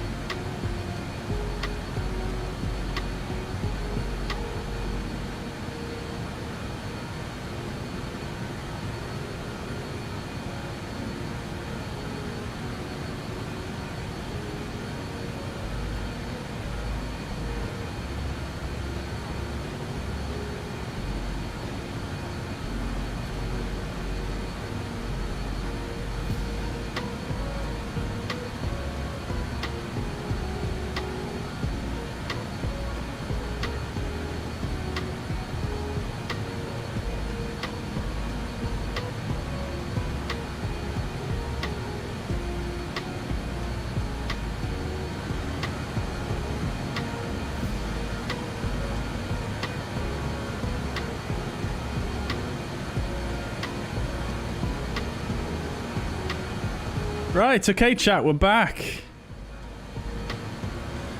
I think that's Mount Everest over there. Might be wrong. Might be wrong. Let's just have a quick look on the VFR map, see if it shows. I don't think it shows mountain peaks on the names of them. It's quite possibly Mount Everest.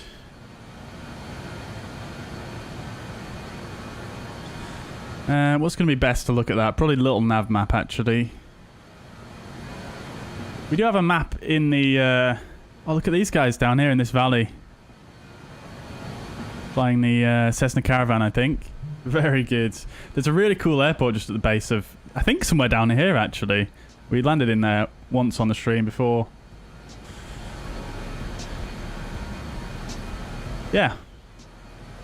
So, well, actually, no, Lukla is up that valley, isn't it? Lukla is somewhere up there, probably very close to where these guys are flying, actually. So, yeah, I do believe that will be Mount Everest, or maybe this one right here, actually, Mount Everest. It's kind of difficult for me to see on this map here. One of these peaks is definitely Mount... I think it's this one, actually, isn't it? With Lhotse, I think, to the side here. Someone else in the chat can probably tell me who's less distracted than me.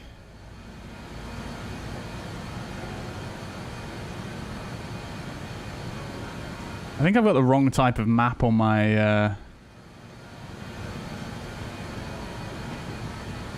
little nav map here.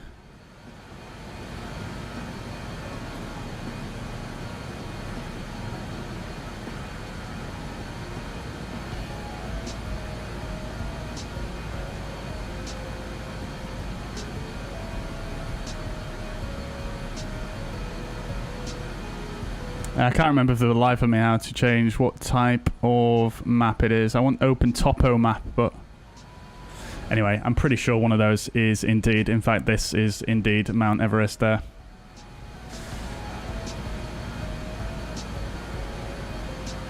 Right, okie dokie then, chat. So let's have a bit of a chat whilst we're in the climb out here. We don't have too long in cruise, but nevertheless, I've got about 107 plus 35, about 130, 141 miles to go until we need to start the arrival. So I've got a little bit of time to chat here. Look at that. Epic. Right, I'll see if I can match up with... I can see if I can match up with some of your... catch up, rather, with some of your messages. Next stream on VATSIM, Sasha, I'm not sure yet, dude. Probably going to be the usual Tuesday, I imagine. Enzo, welcome to the chat. Hope you're doing well. Welcome indeed. The departure was nice. It was indeed. Yeah, I'm really happy with that, actually, Dio. I think that went really, really well, considering I was just tracking VORs and stuff. And yeah, I think it was wise to keep the speed low for that, just to prevent workload saturation. And it worked quite nicely. Oh, Lawrence, was that you that I just saw pop up just on the left side here? I think you've disappeared now, haven't you? But yeah, I did see you there. Who is Solid Seller? Says Super Gamer. I'm not actually sure who that was. Was that Lawrence, I think?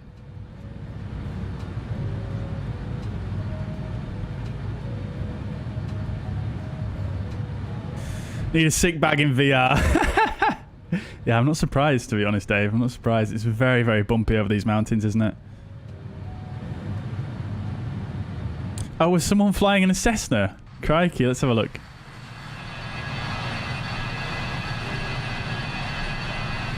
Not seeing any 172s. The sounds on this are so good, aren't they? Listen to that.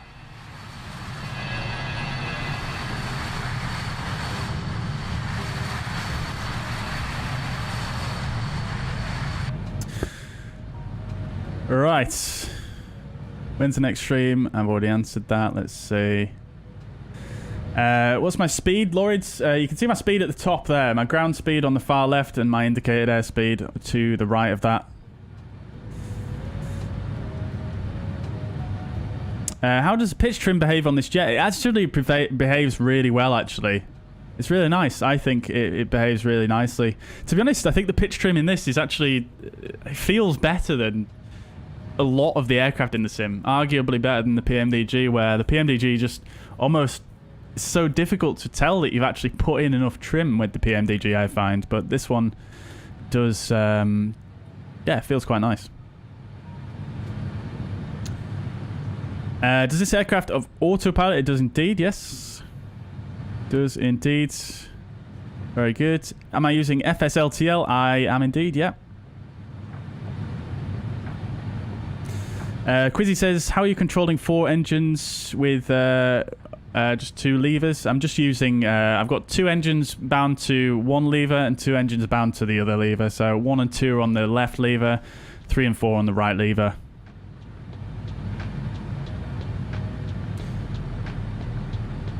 I look like a bonanza. What the heck? Dear, oh dear.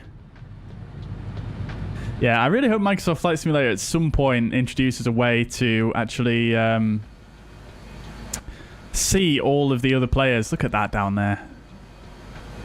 Yeah, to see other players' aircraft, even if you don't have it installed, that'd be super nice, wouldn't it?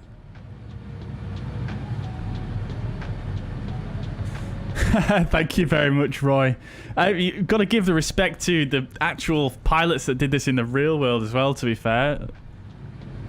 Like I say, this was done by the pilots of Druk Air back in when they used to fly these aircraft. Sim time Mariner, sorry I missed that one earlier on. The sim time is currently 14:27 local time, 8:42 Zulu. Oh, sorry, that's not Zulu, is it? That's 8:42 BST, I think that is.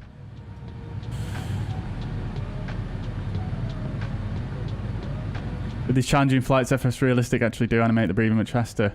Do they actually? I think I need to pump it up a bit, don't I? Glad you guys liking the new camera. Glad you're liking it. Like I say, well, previously when I had the old camera set up, it was right above me rather than sort of being behind me. But if you guys like that, then we can keep it with that. I quite like it. The only thing is you can't see my throttle quadrant really, so you guys can't really see what I'm doing with that. Unless I lean back, which I'm not really going to do too much. But if you guys like it, then we can leave it at that. This plane reminds me of the Swiss Jumbolino. What's the Swiss Jumbolino? I'm not aware of that terminology there. Oh, Roy's got the Orbex mesh of this region. Very good. Does it actually help with the mountains in the distance? Stian's here as well. Oh, very good. Glad to have you flying along as well. Very good, very good. Right. Okie dokie. We're going up to flight level 330, Dave. And we are pretty much nearly there. We've climbed out quite well here, actually. I'm quite surprised. When I did this test flight, it seems to be nudging the N1 forward for me, actually, which is quite nice. And then once we get to cruise, we'll accelerate up to 280 knots. On Mach 0.7, which we are pretty much already doing. Got altitude alert there.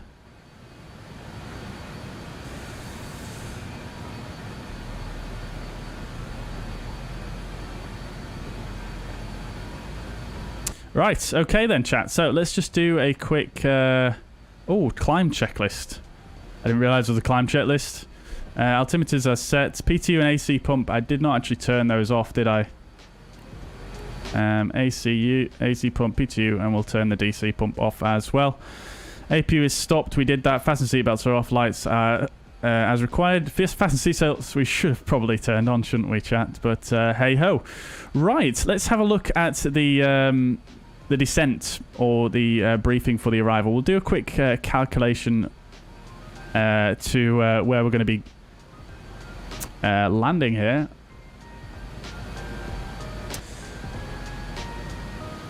For the top of descent. So we want to get down to 16,000 feet by taxi, which I'll put in there. So 53 miles we'll need for that. And we've still got about 35 plus 45 miles to go to taxi. It'll probably be a bit more than that, given the we're not actually fully at 330 yet. Although it seems to have captured the altitude. Altitude is captured. Right, cool. And we're doing good on the speed. So we'll bring the speed, bring the thrust levers back just slightly here. I don't want to go too slow, but nevertheless. We've got a very nice ground speed here. 530 knots on the ground speed. That is pretty cool. Nice little tailwind there. Right, okay, so let's brief the arrival then, shall we? So we're in the cruise. Everything else is set. We don't need to worry too much about anything currently. Just that top of descent. So let's have a look and we'll brief the arrival then. I'm going to be relatively quick with this, but we'll have a look. So I'll just show you initially the charts for Paro. Now, if you're flying this in an Airbus, you could probably use these approaches if you wanted to. These are probably going to be a little bit less workload intensive, but as you can see, these are RNP approaches. RNP approach, and it requires RNP of 0.3 and RF, which this aircraft can't do. Now, again, it might be able to do it in the sim, but for realism's sake, we're actually going to not do those procedures because, again, they're not something this aircraft can fly. So we're going to go for the old school procedures. Now, we could read through all of this, but essentially it's saying, you know, it's warning of various weather conditions, and you need to have VMC conditions for the arrival into Paro. Along with the main arrival procedure is going to be VFR. So we'll have a look at that. We've got a chart here of the area. So we're going to come in from the south here, and the entry to the approach procedure begins here, which is referred to as the confluence of... Oh, hang on a minute. Hang on a minute.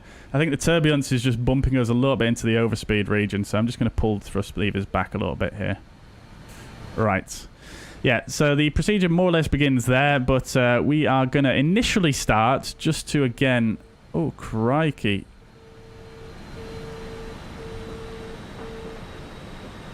The turbulence keeps bumping us into the overspeed there. So yeah, we've got a visual chart here, which we can use. We've also got a nice VFR chart on Navigraph as well, which we can also make use of. But we do have the Paro VOR, so we're actually going to use that for the arrival, just to get us settled in the descent there.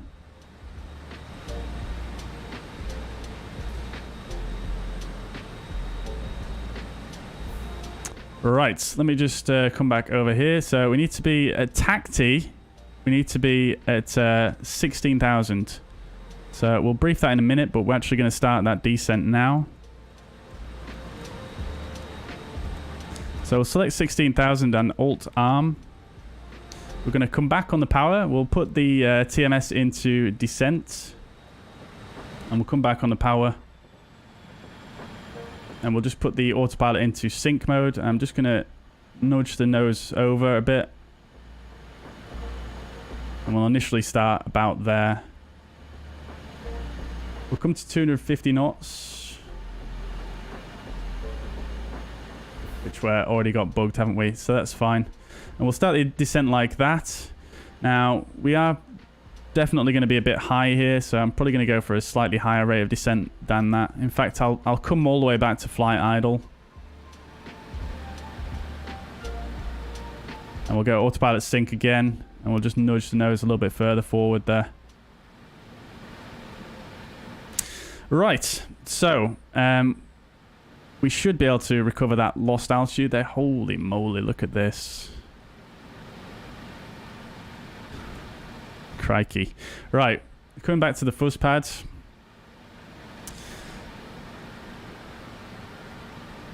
So as I was saying, we are going to use this VOR procedure. It is a cloud break procedure. We shouldn't really need to use it today because the weather looks good, but we'll use it to get situated into the valley, as I think would be a wise maneuver to reduce workload a little bit. So, essentially, this is going to be the VOR DME approach into Paro. Bhutan, it's the 13-1, but this chart isn't currently in use. As you can see, it's very old, 15th of January 99. So the Paro VOR 1084, and the final approach course 328 degrees. Minimum altitude is 1 mile from the VOR at 13,500, which is what we're going to use. Sorry, we'll come back to that in a moment. MDA is going to be 12,500, which is what we'll use to begin the circling approach. And the airport elevation 7,333 feet. Which reminds me, I do need to set that, I think, for the pressurization.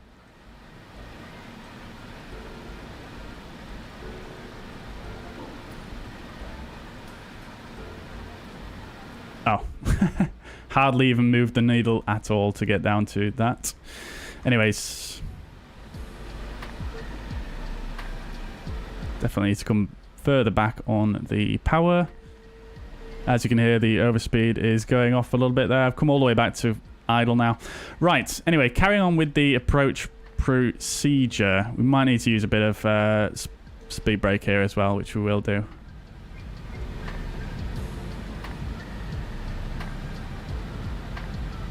$20 miles to go to taxi, so we're not looking too bad. Right, anyway, we'll look at that in a moment.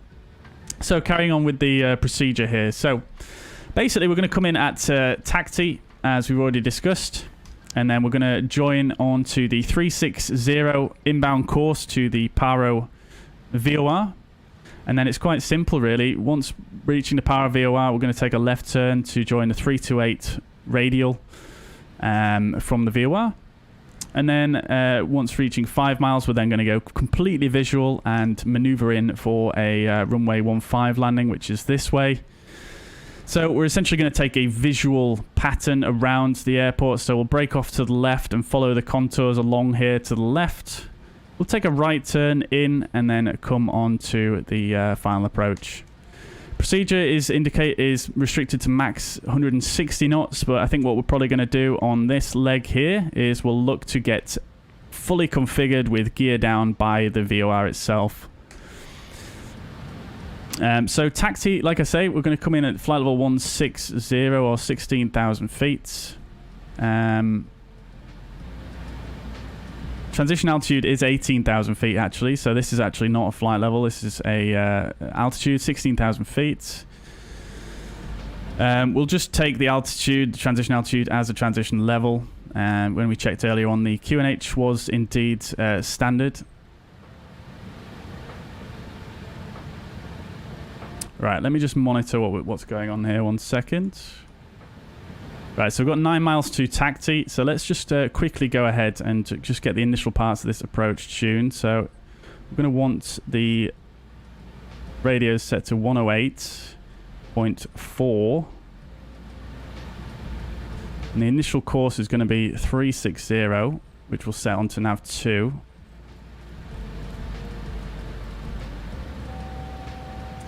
Right, we're reaching 16,000, which is absolutely perfect.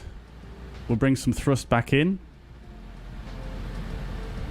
What I'm also going to do is we'll go ahead and sync our heading bug.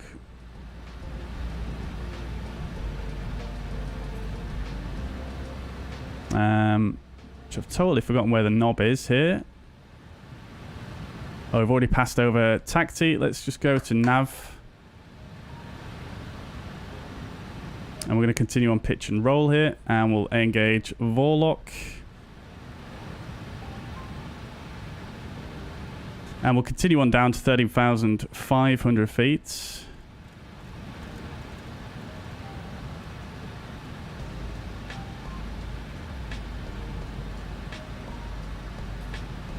Alright, we're capturing that inbound course. That's good. We'll come all the way back to flight idle.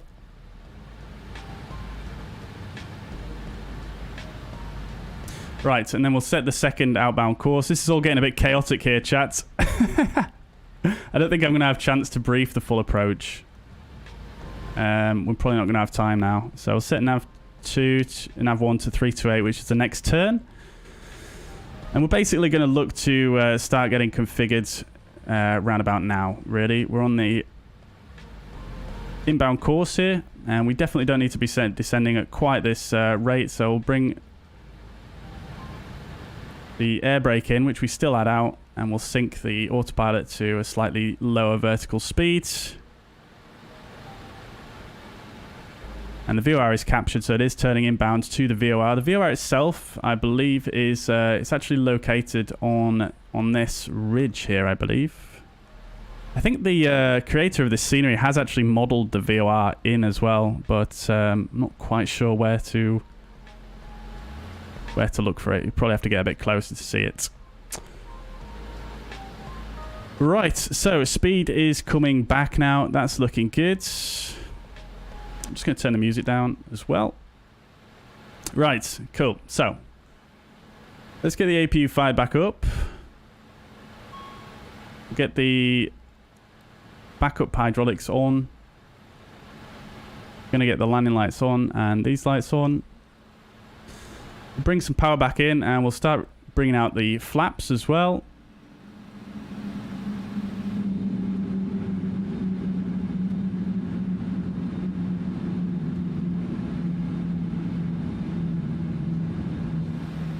Okay, so of course the VOR is not on that ridge.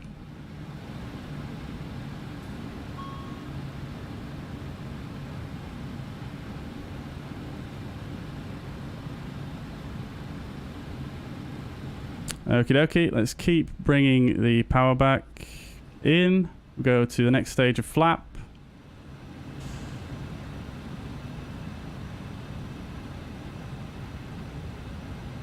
Sorry, the VOR is on. It's on this ridge right here. Sorry, I'm getting so flustered here, chat already. Crikey! Right, we've leveled off at 13,500. That's perfect.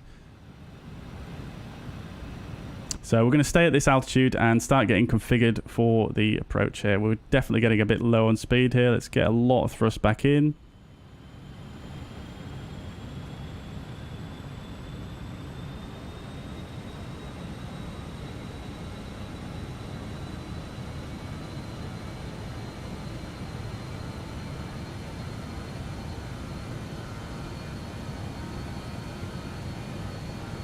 Getting quite close to a stall there, actually. It's a good thing I noticed that. Right, okay, speed's recovering now. That's good. We'll get the next stage of flap out. And we'll drop the gear.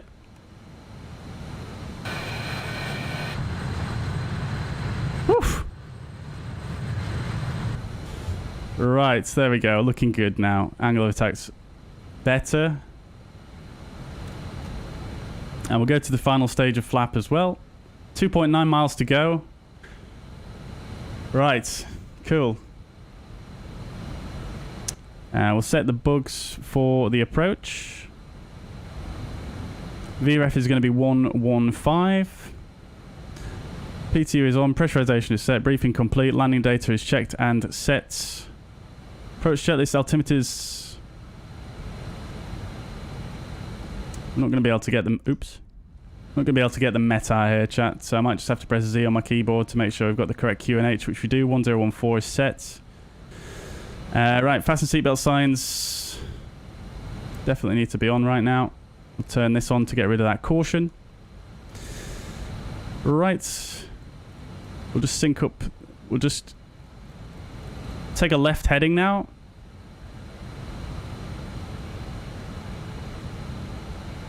As we're about to overfly the VOR, and we'll continue descending to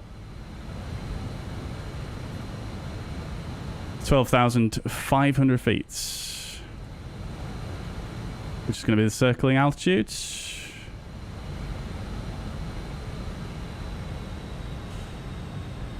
And we'll go to nav 1, and we're already on that radial. We'll go back to Vorlock. Oh, VOR's been blocked. We'll just wait for it to come back. There's the airport in front of us. I've definitely forgotten some things here, chat. APU is started, brake fans are auto, fuel panel is set, cabin is warned, steep approach. We'll need to set that one on here. Anti-ice is not required. We've lost the VOR for some reason. Oh, I didn't set it on that side, that's why.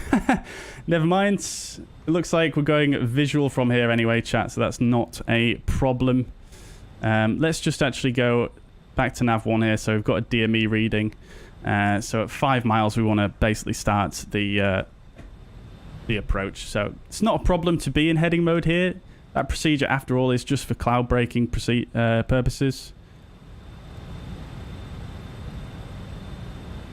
So what we're basically going to do is we're going to fly overhead here. Then we're going to take a right turn in this little valley here and then come round and in onto runway 05. Getting a bit low on speed again. Let's just bring that power back in.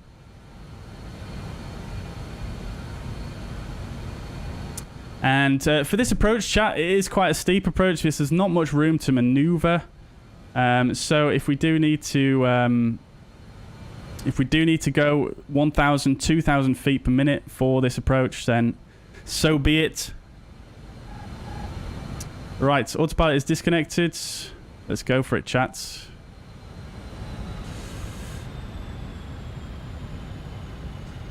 We do have some clouds, but hopefully it shouldn't cause us too much of an issue.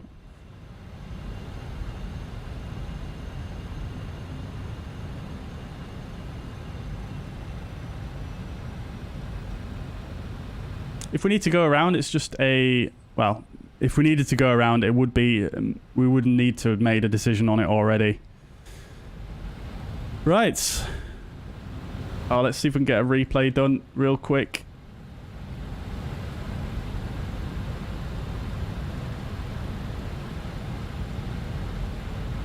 Record.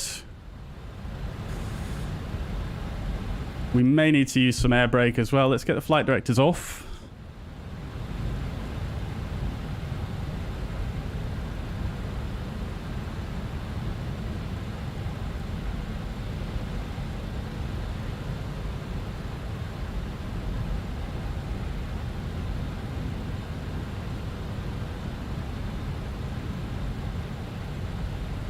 And we're going to look to turn somewhere around here before this mountain starts rising to our right a little bit.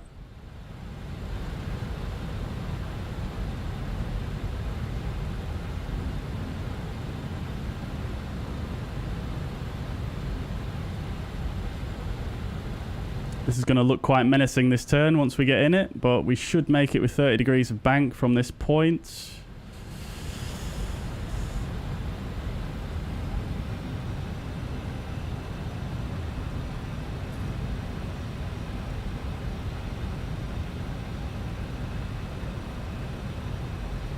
Crikey, look at that. Oof.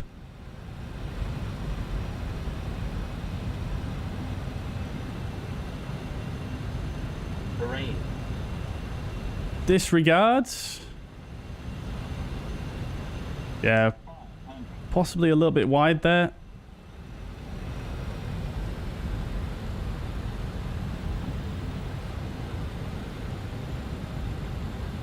We're good on speed. We're good on speed. This is going to be quite a sharp left turn to get into the runway here. I think we're looking quite good on altitude though. And speed, in fact. Now we're definitely a bit high actually. We're going to get some air brake out to control the speed as we descend down on this corner here.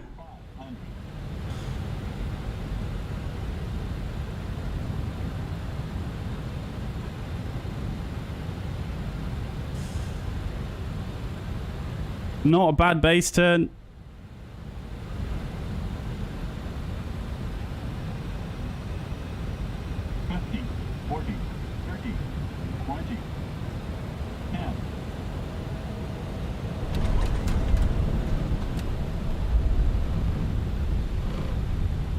Spoilers.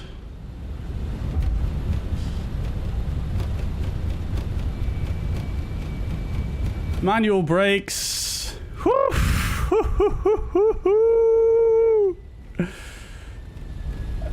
Crikey. We get the spoiler, the air brake in, flaps retracted. Crikey, chat. I think we did quite a big bounce there, actually. I think we may have done quite a large bounce. I'm not sure if we were bouncing or not then. I really couldn't tell. I just thought the nose wheel was in the sky, but I couldn't tell.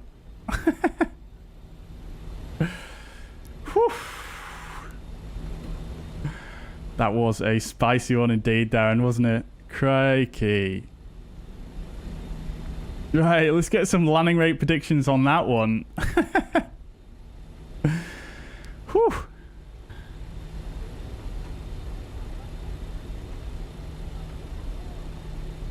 Right, we'll vacate here.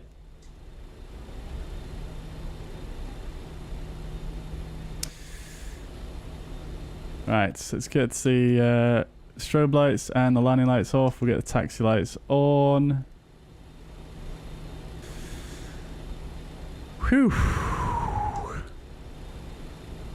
I should have turned the engine air off for that one, really, I think.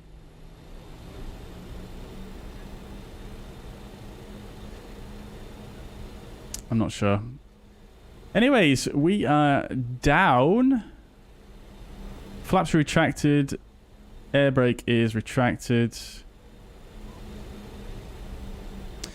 Let's get steep approach off now. We'll come down and put the transponder back to alt off.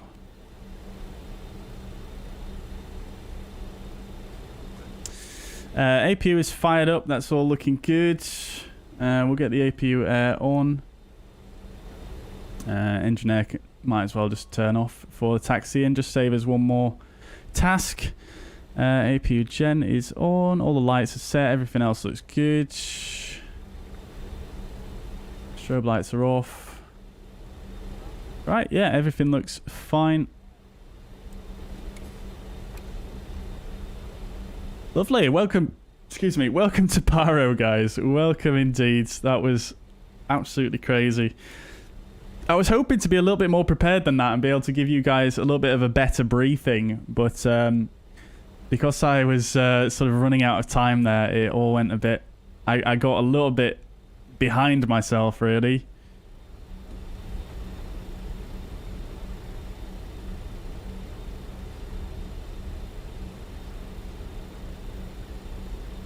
Rick, welcome to the chat.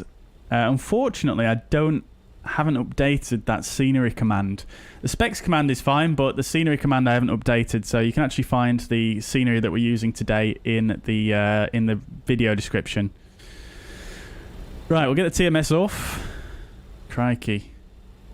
Landing checklist, we actually managed to complete everything there, so that's good. And then after landing, air brakes and spoilers in, flaps are up, flight directors off, lights and strobes, taxiing off. TMS is off, weather radar is off. We'll turn that off actually now. And I can fairly safely confirm that it did not work. Anti-ice is off, continuous ignition we didn't use. So the after... Wait a minute. After landing checklist is complete. Whew. Crikey. That was some approach there, chat. Holy mother. I hope that wasn't a big bounce that I did there and we were just doing a bit of a wheelie. I really hope it wasn't a bounce. Right. What gate do we want to use? I think in my testing I set up gate 3. I can't quite remember, but...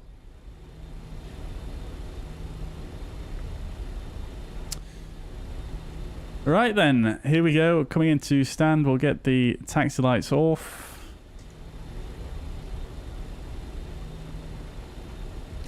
And welcome, guys. This is a sort of an adaptation, a freeware adaptation of the airport that's included with the sim. And they've added some nice, more accurate details in, which is very good to see. Thomas Rask in a BAE as well. Love to see it. Very, very nice indeed. Alrighty. Stand 3. Right here.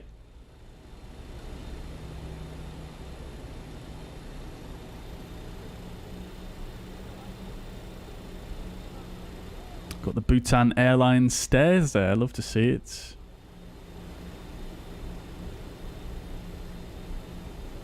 Got marshal it. Very good. Feel like we're going a bit quick now though. Let's get on those brakes. Oh, we're off centerline apparently. I thought we were further to the right, not to the left.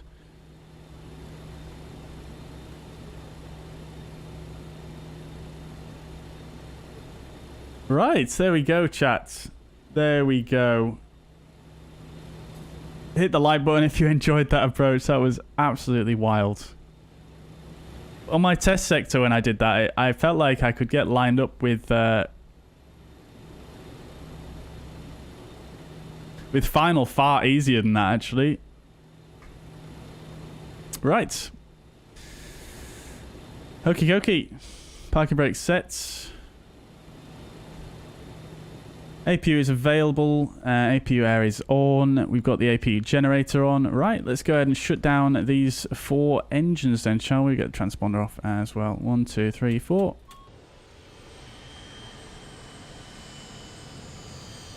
Oh, come on now. Marshaller?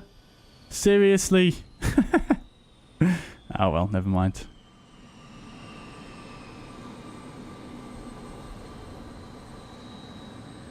Oh, we've got someone else coming in.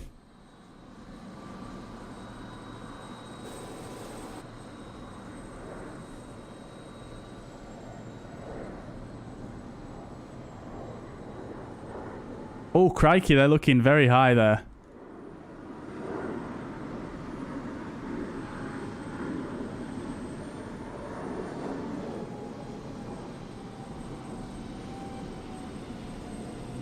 Oh, nicely recovered though, I will say. Oh, beautifully done.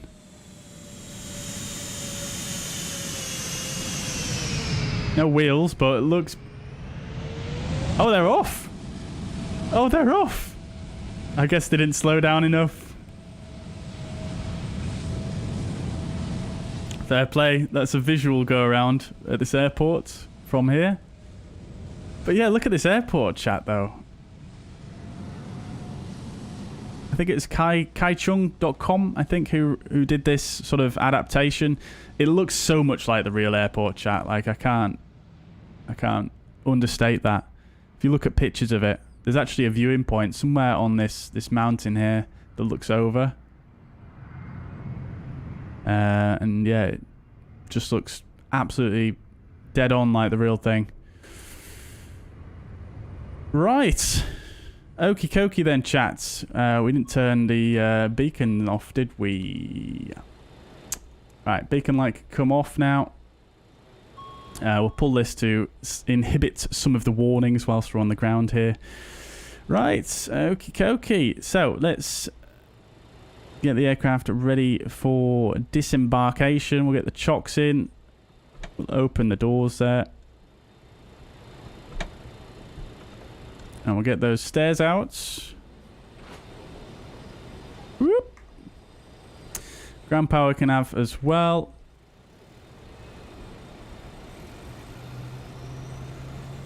Ground power has that nice heat blur as well. It looks very, very good. Oh. Oh, Dave's coming in. Oh. Nicely done. Actually made it down quite early there. Oh. Oh, shit. Oh, no. Big squiggly there on the rudder. I play Microsoft Flight Simulator. Right, we've got a replay to watch as well, by the way, chat. We'll just stop it there. Right, okie doke. So APU gen is on. External power is now connected, so we'll go ahead and do that. We'll turn off the APU gen. We'll turn off the APU. APU air can come off as well as the packs. Isotek can come off as well, and just about everything can come off. We'll leave... Actually, we don't need any of the fuel pumps on as well. And we'll go ahead and just connect the stairs for the rear as well. Hydraulics can come off. We'll leave those on for now. Brake fans can stay in auto. And did I turn the seatbelt signs off? They can come off now as well. Very good. I'm not sure why we're not getting any of the call-outs today. There are some quite nice call-outs that happen with this, but maybe we can just do... nothing. Okay. Fine. No worries. Stairs are connecting at the back there. Very, very good. Very, very nice.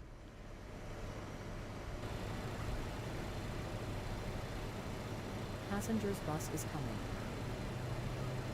Right then, chats. Oh, the bus doesn't have to come far, does it? Look at this detail. Very good. Not sure who they are, but very good. Quite a few clouds hanging about as well, which is unexpected.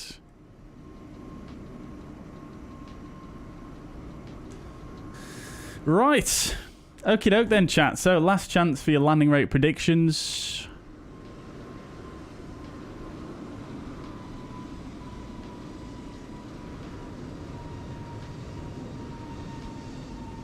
Oh, looks like we've got someone else coming in for a landing, I think. It sounds like they're coming somewhere overhead. Oh, there they are. Very nice.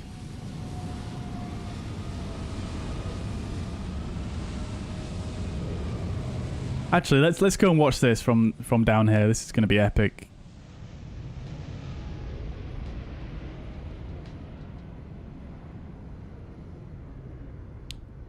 Oh, Mariner as well on his way in the Cessna Longitude. Very good. On the RNP approach, I believe. Now, can I actually follow this aircraft? I'm not sure if it will actually let me.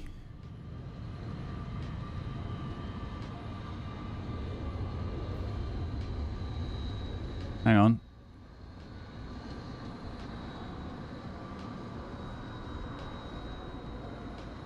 Oh, yes, there we go.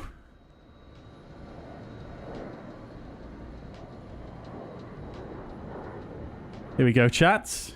Hoo-hoo-hoo, baby.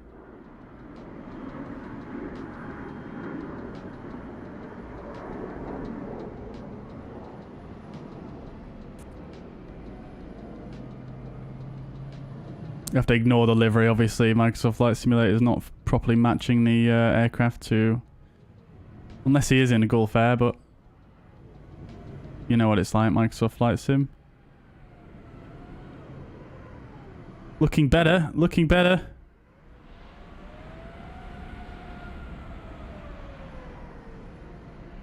That is quite the picture though, isn't it, guys?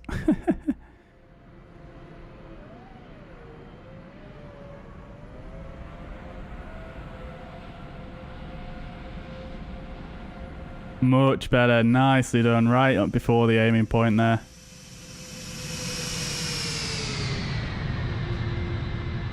Lovely.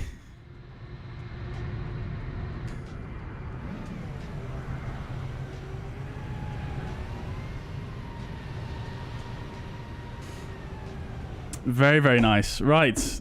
Let's have a look at the landing report then, shall we?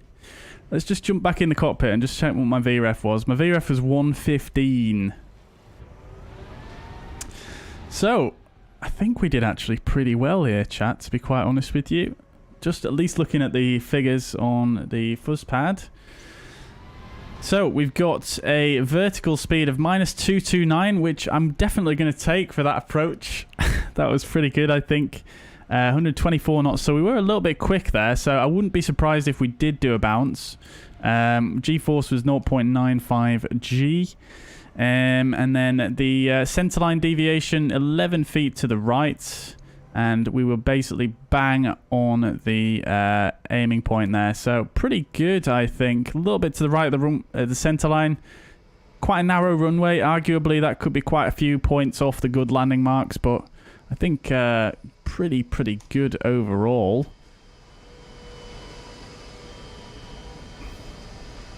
Not bad. I'll take that. I'll take that. I'll take that.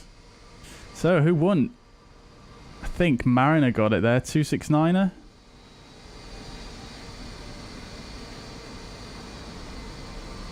Yeah, Mariner with the correct guess there. Very good, dude. Nicely done, my friend. Oh, Mariner's coming in. Oh, crikey. Let's catch Mariner as well. Let's see. Hang on.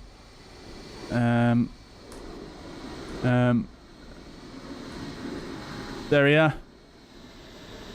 Locked on. Oh, what is going on with the camera?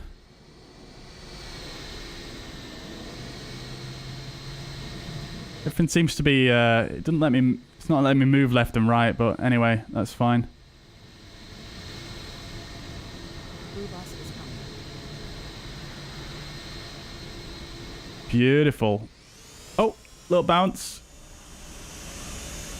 Oh, crikey, what is going with the camera there? Very nice. Very nice. Very busy Paro today, shall we say, chats. Love to see it. I'm so glad so many of you wanted to fly along on this one. Right. Okie dokie then. So...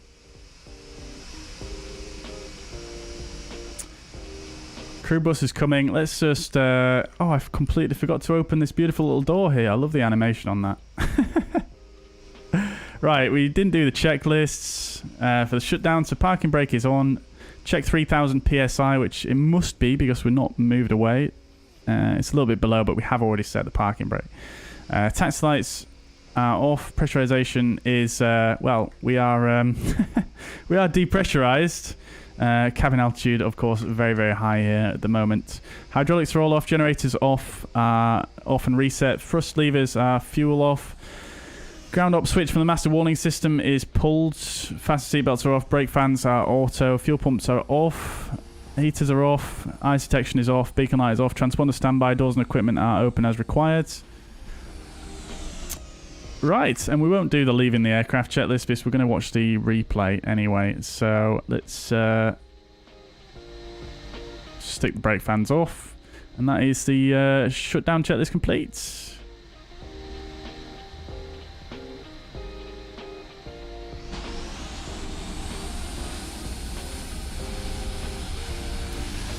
Very good. Very good.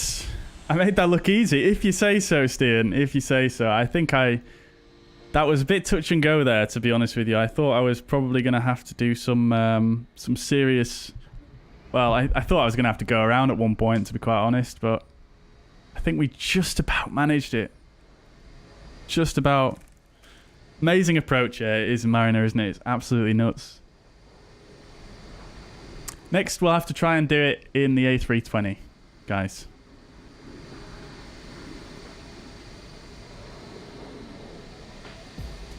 Right, let's watch that again, shall we, on the replay. And then I'll catch up with some of your messages whilst we're watching it. So we'll go aircraft, ready for takeoff.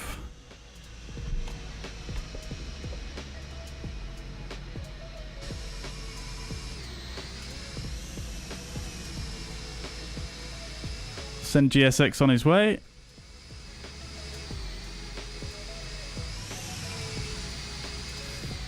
Okie dokie then, chats. I don't think there's anyone else on the approach here, so we'll probably be okay to play the replay here. We're not going to ruin anyone's day. I think everyone's on the ground. Well done, guys, for managing that approach. You'll have to let us know how it went for you, how you found it. Is that you, Stian, this Sousa way?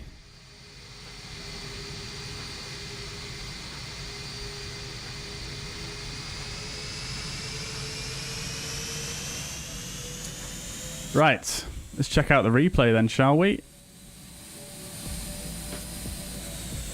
It's not going to be a very long replay, to be fair, because we only started recording whilst we were more or less above the airfield, somewhere around here.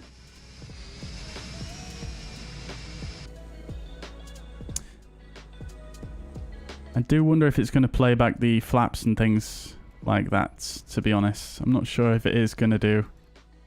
It's all silent. The engines are coming up, though, I think. Can't hear the engines. The engines running? They are. Let's just maybe see if we can do that. There's something clicking in here. Don't know what it is. Oh, the engines are off.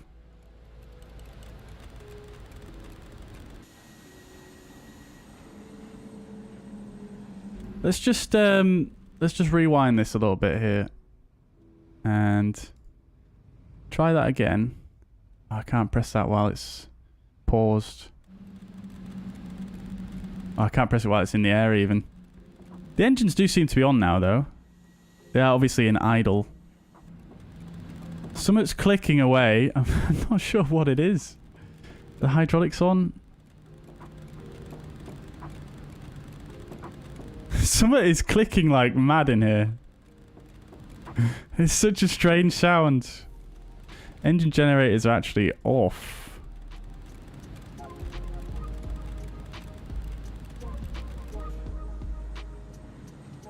The flaps are coming out though, I think. Just slowly. They are, yeah, lovely. Okay, cool. Cool. We'll just let the flaps come out and then we'll rewind it. I'm not sure how it's going to work if I rewind it again. In fact, let's just do it. They are still coming out, lovely. Right, okie doke then, chat. So let's have a look at this, shall we?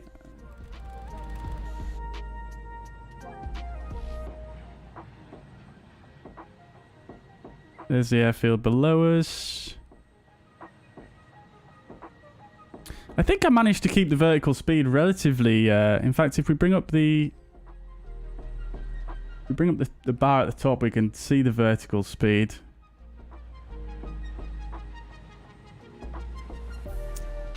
$4,000 feet per minute apparently here. I don't think I ever went that high, did I? Look, this is only 1,500 there.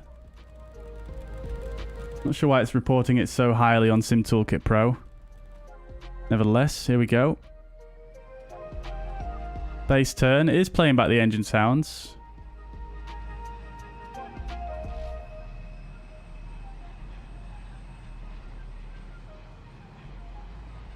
Yeah, I thought the vertical speed was pretty good for the most of the way. I think I kept it between 1,000 and 2,000.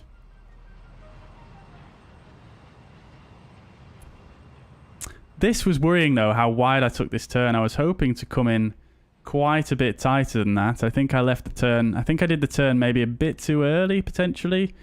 Because I was hoping to actually come from here and then cross over to the other side of the valley here and then come in on final just over this little hill here, which I think is what the done procedure is. But I think we just about managed to recover it. Look at that. That is cutting it fine. Speed brake out as well, all the way down there to keep the speed down. Crikey. Then let's see if we did actually have a bounce here. I'm really hoping we didn't.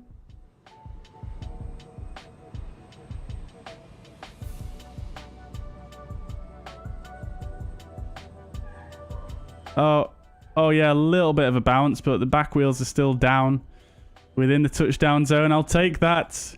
I will take that. I will take that. And as you can see, we managed to slow down in a fairly reasonable margin.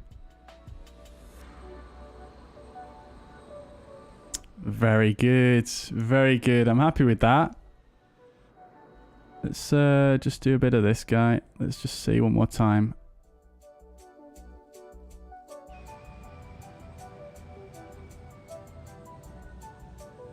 So a touch there on the aiming point and just a tiny little bounce. Yeah, absolutely fine. Absolutely fine. Very happy with that, chat. Very, very happy, I think. Right, I'll tell you what we'll do now, though. What will be really, really cool to see is if we bring the camera down here and we take it off follow and we go ahead and just Oop. That was the wrong button. Put the camera here.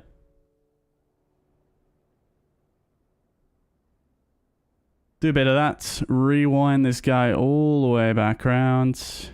Let's watch the whole approach from down here on the runway, shall we? Wing views look amazing. Yeah, we're definitely going to come to the wing views next. Right, so there we are, overhead.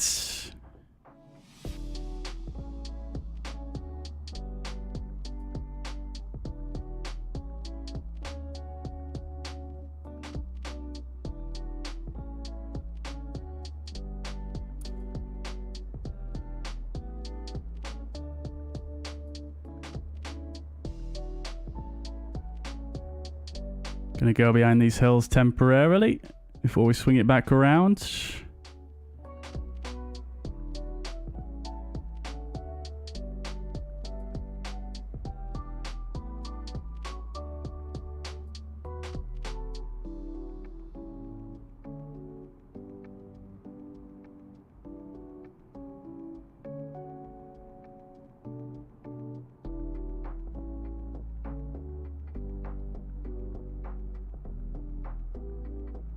Oh, I'm so pleased that went well, chat. I'm so pleased.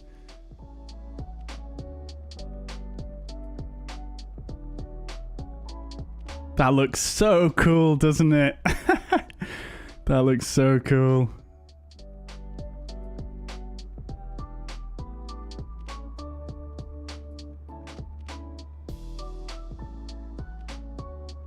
Huge mountains in the background.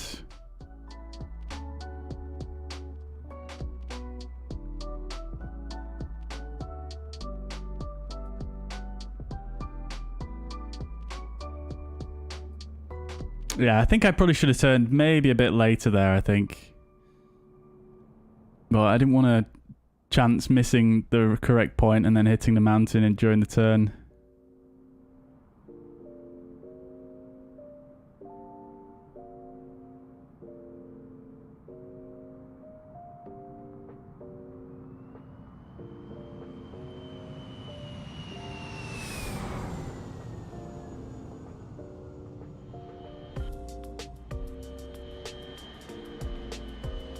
The air brake open when it touched down there. Love to see it. Actually, no, that was my manual speed brake application, wasn't it? The air brakes haven't come up on the wings, have they? Very, very nice. Very much enjoyed that. Very, very nice. Amazing. Amazing. Let's just go back a little bit here. I just want to rewind back to this point here and come up a bit with the camera.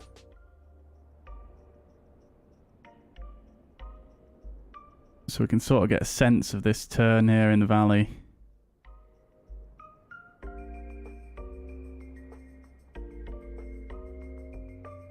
Where's that monastery? We'll go over to that. Oh, I'm in the ground. Oh, it's down there.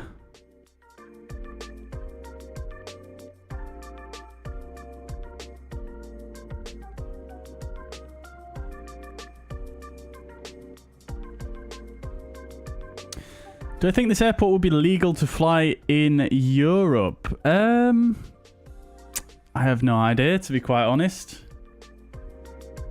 Try to think if there's any similar approaches.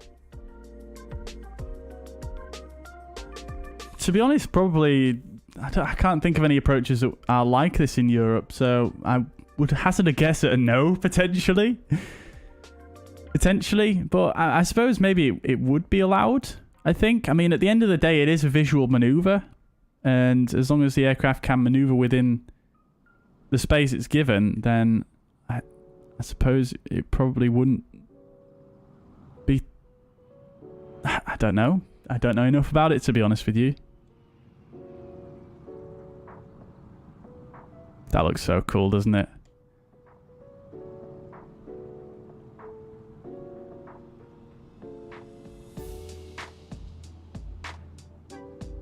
We're very high up here on this monastery.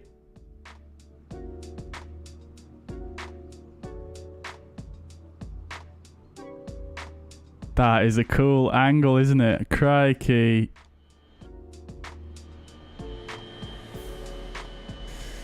Love to see it. Flight control replay, yes, Vishal.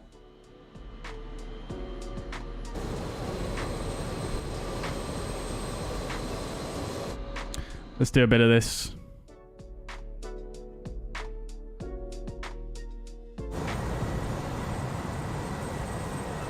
One thing I forgot to say about the briefing is you're not supposed to fly over any buildings that have a yellow roof, like this monastery right here, which we seem to accomplish quite well there, just about.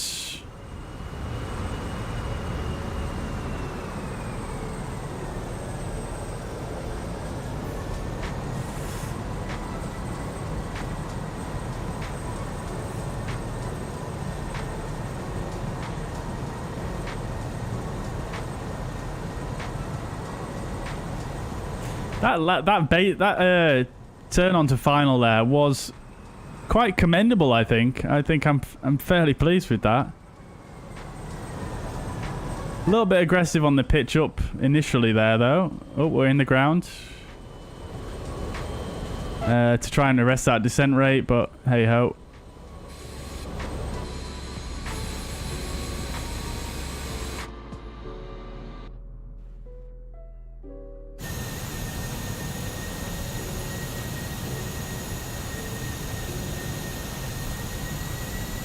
I can't understate it enough, chat. I'm actually really impressed with myself there. I'm sorry, but I thought I was going to butcher that so badly.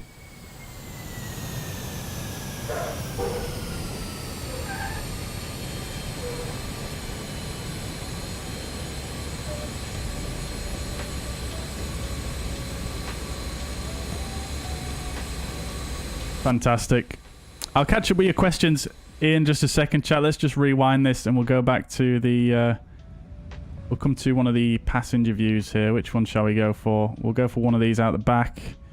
I think it's probably got to be the one on the right, hasn't it, because of that final base turn there. Oh, we'll go to the left initially anyway. What is that sound, man? There we go. It's the flap sleever being funny. Right. Or shall we go this one? I'm not sure. I think it's got to be this one, hasn't it, chat? Right. Okie dokes then, chat.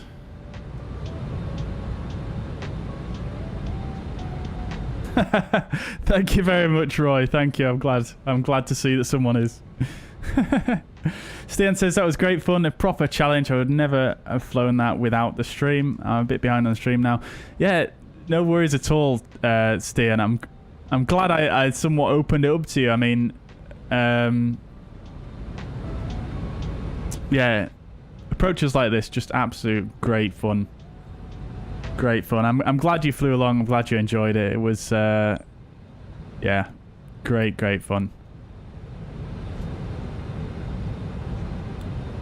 And yeah, real challenge. Probably one of the most challenging, if not the most challenging approach in the world. Probably that I've ever flown. Although that being said, we did get in without going around, and I can't really say the same for when I've tried to do the circle to land in Calvi, Corsica. I did many go-arounds on that one last time we did that.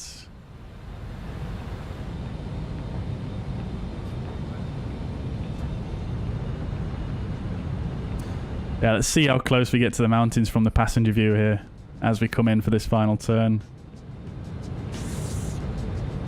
Where will be the flight on Tuesday, says Sasha. I'm not sure yet, Sasha. I don't know. I'll be posting at some point tomorrow on my socials to let you know when and where it will be.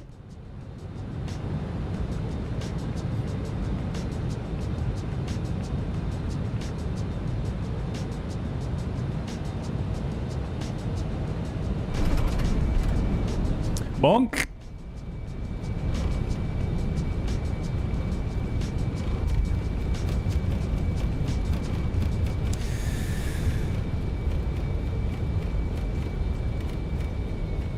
Rick says, do I use controller or mouse for movement or the hat switch on my flight stick? Yeah, so when I'm in the cockpit, I'm using mostly a hat switch or two hat switches even on my joystick. But when I am doing the drone views, generally I'm using a Xbox controller.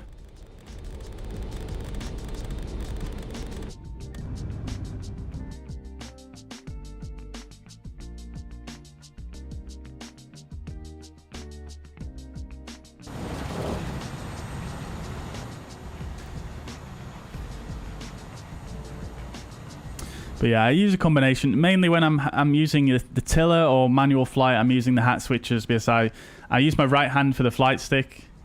As you can see on here, this is my stick right here. So I'm using the hat switches mainly for the camera views because obviously I don't really want to let go of the flight stick and go for the mouse with my right hand. So that's what I tend to do.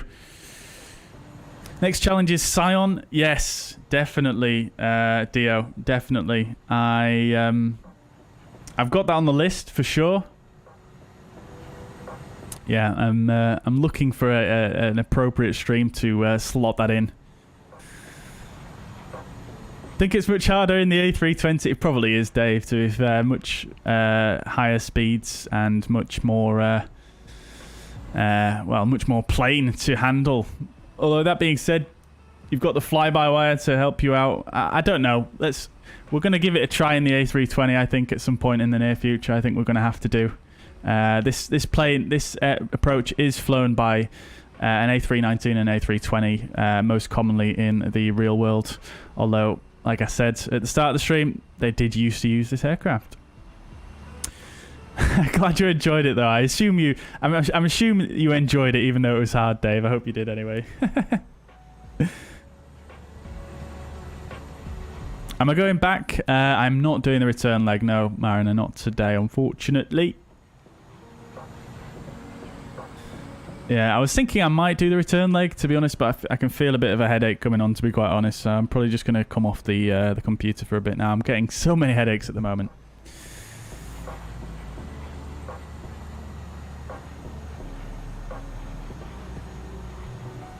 Yeah, it would be interesting to do the departure here at Paro. It is, after all, it's a visual departure. So it would be quite interesting to do, but I just don't think I have the time for it, unfortunately, today, and the head power.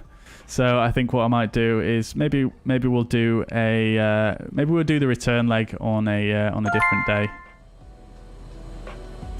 Hey Dio, thank you so much for the 5 Swiss francs super chat. Much appreciated.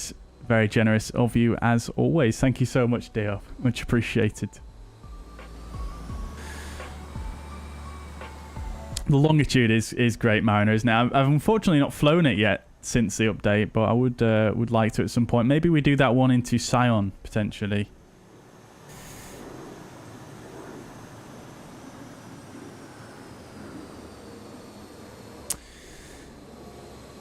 Right. Oh, yeah. So, Dio, you're asking about the BAE and Avro. Yes, so that's a great answer there by Roy regarding, is this an Avro? JustFlight are actually bringing out the Avro as well at some point in the near future. I don't think it's too far off, but it's basically similar to this, but I think it's got the auto thrust. It's got slightly more powerful engines, and it also has some slightly upgraded avionics as well. So really looking forward to that, actually. I do enjoy flying this aircraft. It's just got so much character to it, and JustFlight have just done such an incredible job with the modeling and the texturing and just everything about it. Really is just so well done. Yeah, it's great, and I mean it is close enough to being a study level aircraft, study level, whatever that means. So yeah.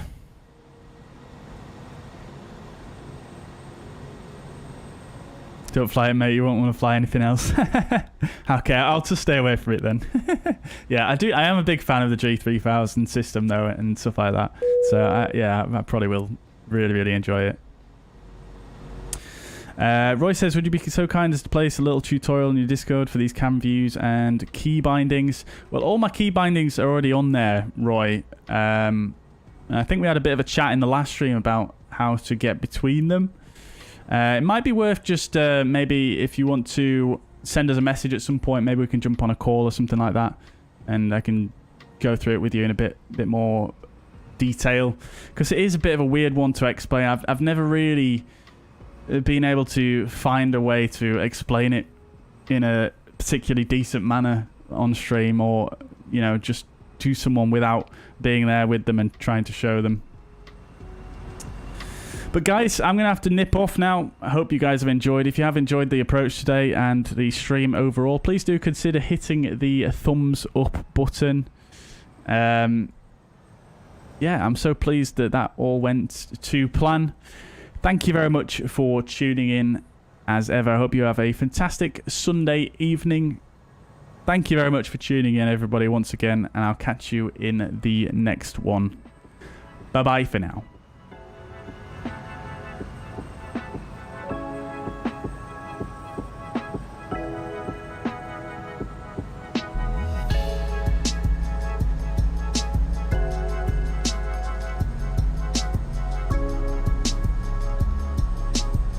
See ya!